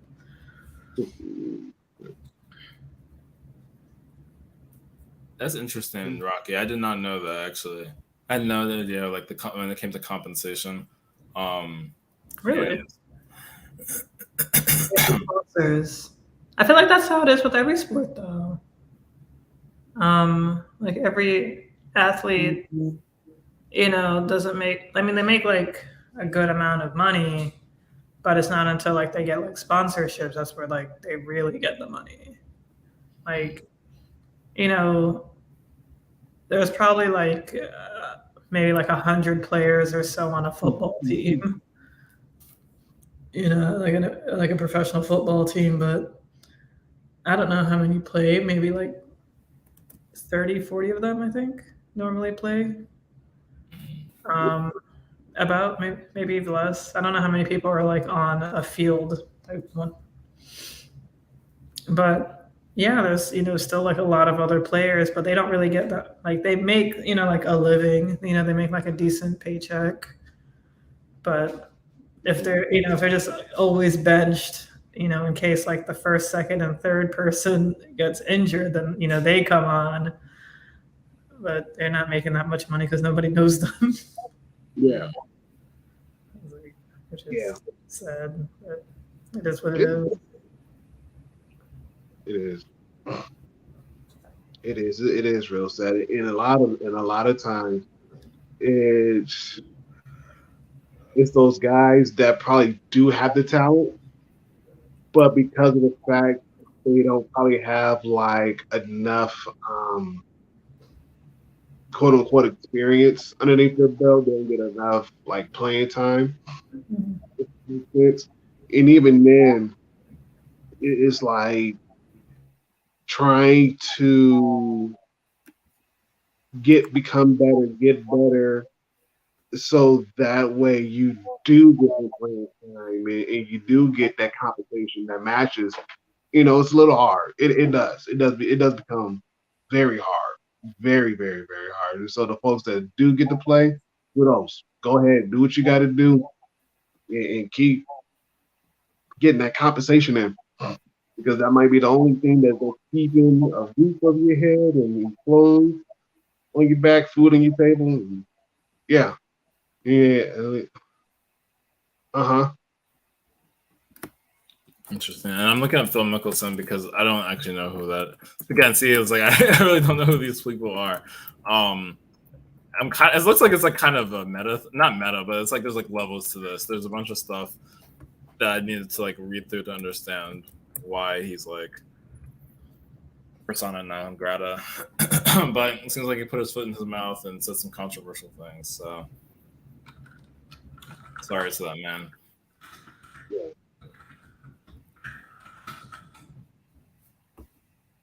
Wow, that one didn't know. That's new. Mm-hmm. Independent contractors. Wow. Oh, sorry. That's not funny, but like that's horrible. Like it's actually really not good. Oh no. Especially playing the sport that you love, like that hurts. But then again, if you add in the sponsorship and whatnot, and especially if there's like let's say cash prize for winning the tournament, yeah, that's one way of looking at it. But even still, like you still gotta beat like 20 other very good people in order for you to actually winning, and they're all fighting for the same exact thing that you're looking for. So yeah, I can see that. I could definitely see golfing being very independent. I can see it. I Yeah. can very see that. I can kind of see it as like wrestling too. Oh And yeah. wrestling, like they're definitely like independent contractors. That's Mm. the shittiest of the shit. But yeah. Well, it's 11:21 on the East Coast PM. We're gonna start, definitely wrapping up our stream. Mhm. Of course, thanks so much for watching. Of course, this was awesome. You guys were awesome. Like chat, you've been amazing as always. We love each and every one of you. But to wrap it up, do you guys have any final thoughts? Ron, Toby, Chet? No, thank you. Yeah, it was a great topic. Oh yeah. Appreciate it. Very much so. I would say support. Oh, please support Black women athletes, no matter what sport they're playing, whether it's traditional kind or the esports kind.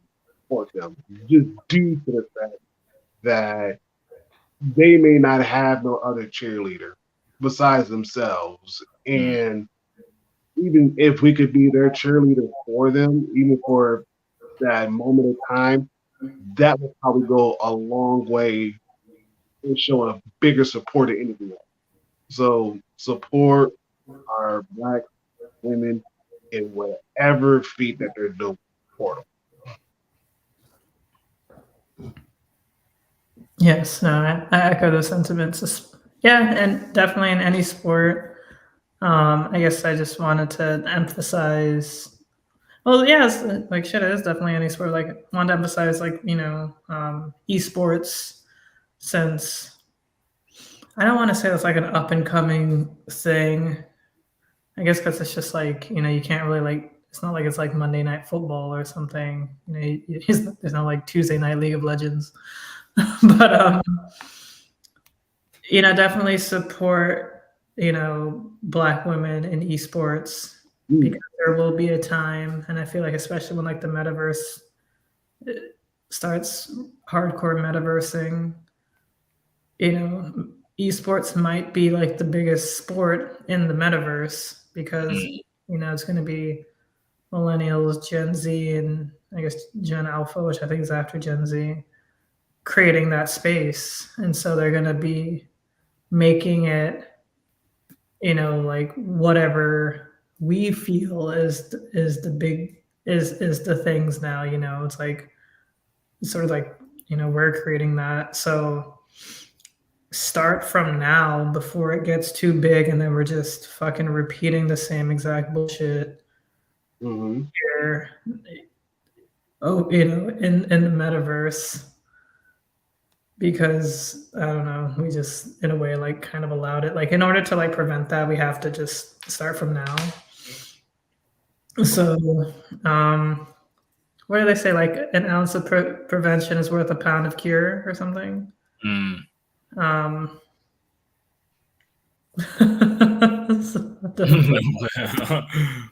That's true. That's actually kind of accurate.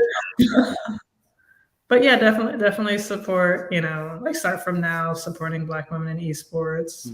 Should even like, yeah, just so they could be on like equal level as, the white men that are most likely already like creating those spaces and then those boundaries, and therefore gatekeeping for whatever fucking reason, and trying to act brand new as if like women or Black women don't play video games. Like like we're too old and tired for that shit, and also we're way too educated for that shit too. Like we can't be bothered acting as if we don't know this. So yeah, I'm gonna definitely start doing that too, because like Twitch is still something that I'm been wanting to get more into. I just like haven't Mm-hmm.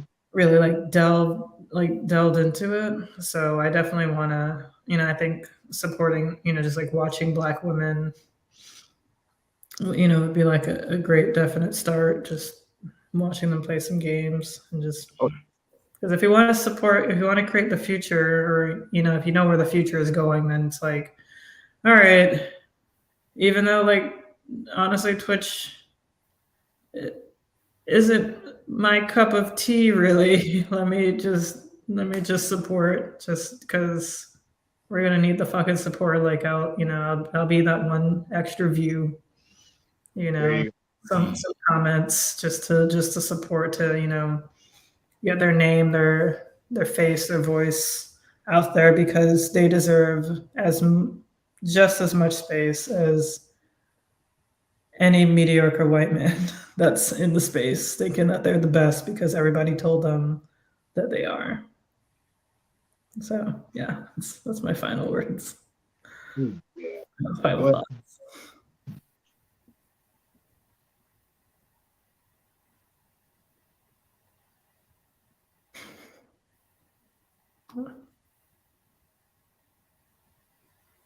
It's interesting. I don't know.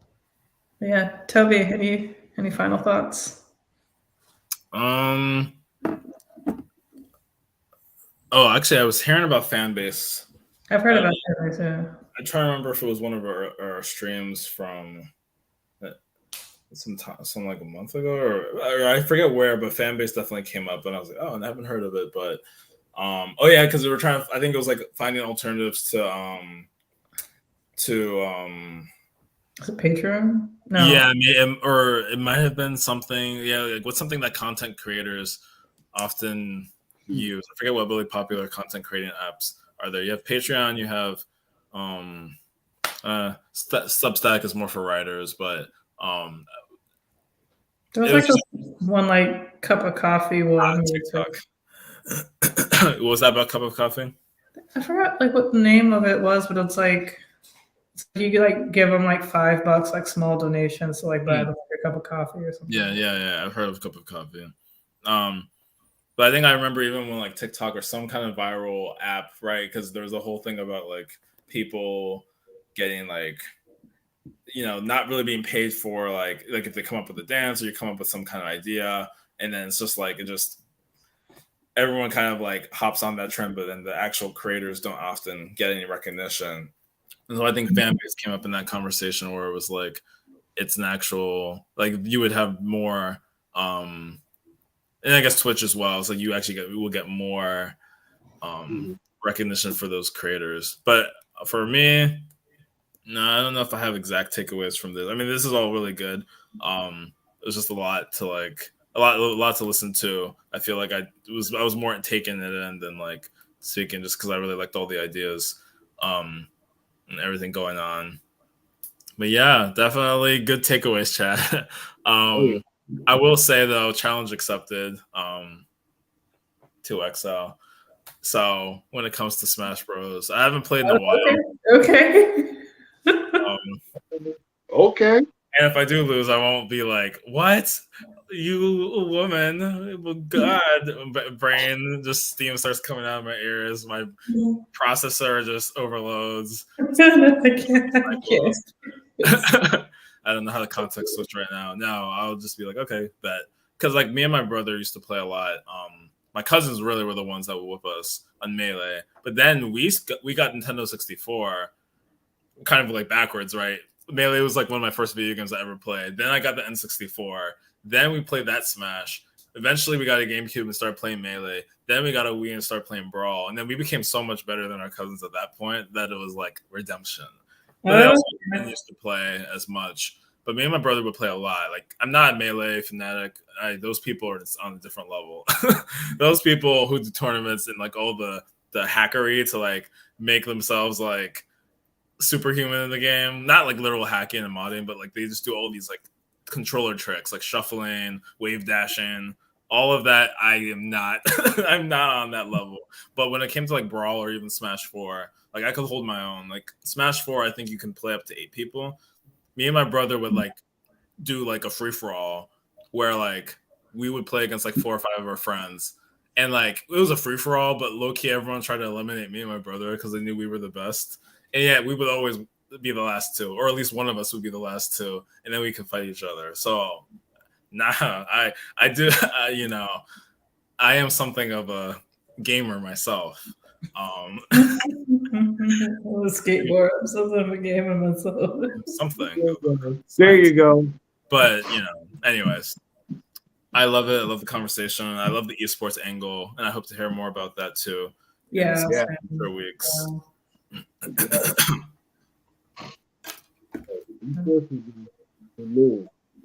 Even then, like, look at your local high school. A lot of times they have an esports league as of right now, especially in your local high school. I know my high school, they have an esports team, and so that was pretty cool. And as esports grows in popularity, I wouldn't be surprised if more and more cities and states have esports teams. So keep a lookout for that as well.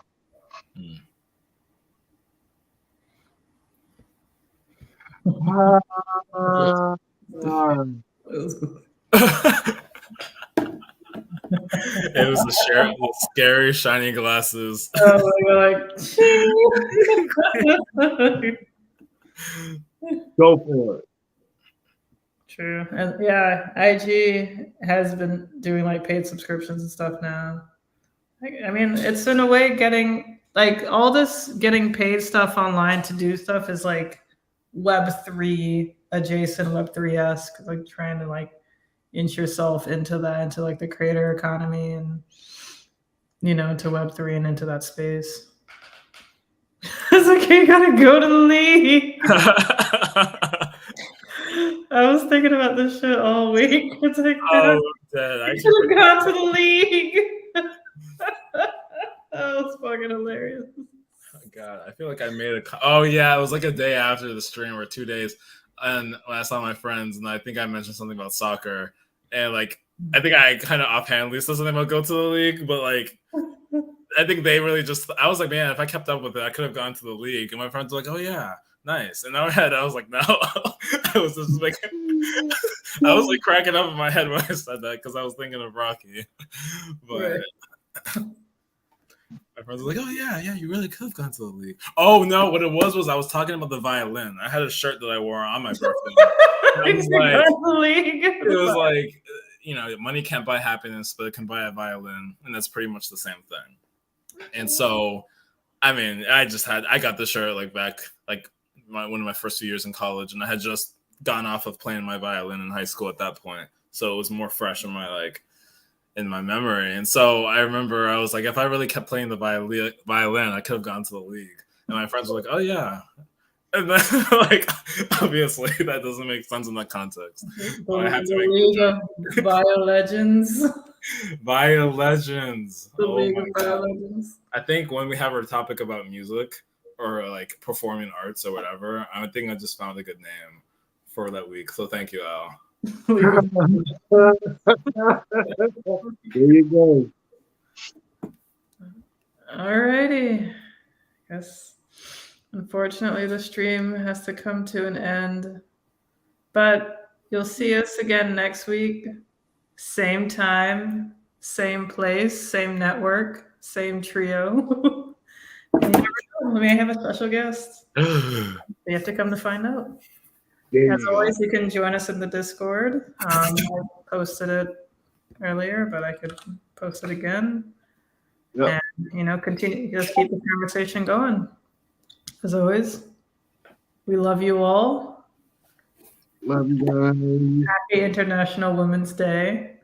Yes. Go give a woman some head tonight. Anyways, good night, y'all.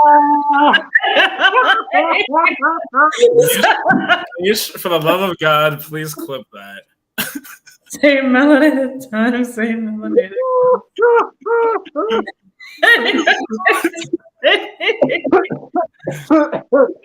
Also, Rocky, that was a great thing. Like, if we do have merch, which we kind of flirted with that idea, that was like a beautiful one. We should start compiling a list of like merch that we need. Oh, God. That's going to leave a mark. Yes, Mish, clip it. Clip it, Mish. Clip it. I'm going to post it. So, share. Be careful with the circles you share that in. But I'm just posting. I don't care. Yeah. Soon as I get that link, yes. Go to Twitter. Yes. But in other news, here's what you missed. Oh, that was comedy. Oh my god. That was comedy. Oh man. That was funny. Love you all. Good night. Good night. Good night. Bye.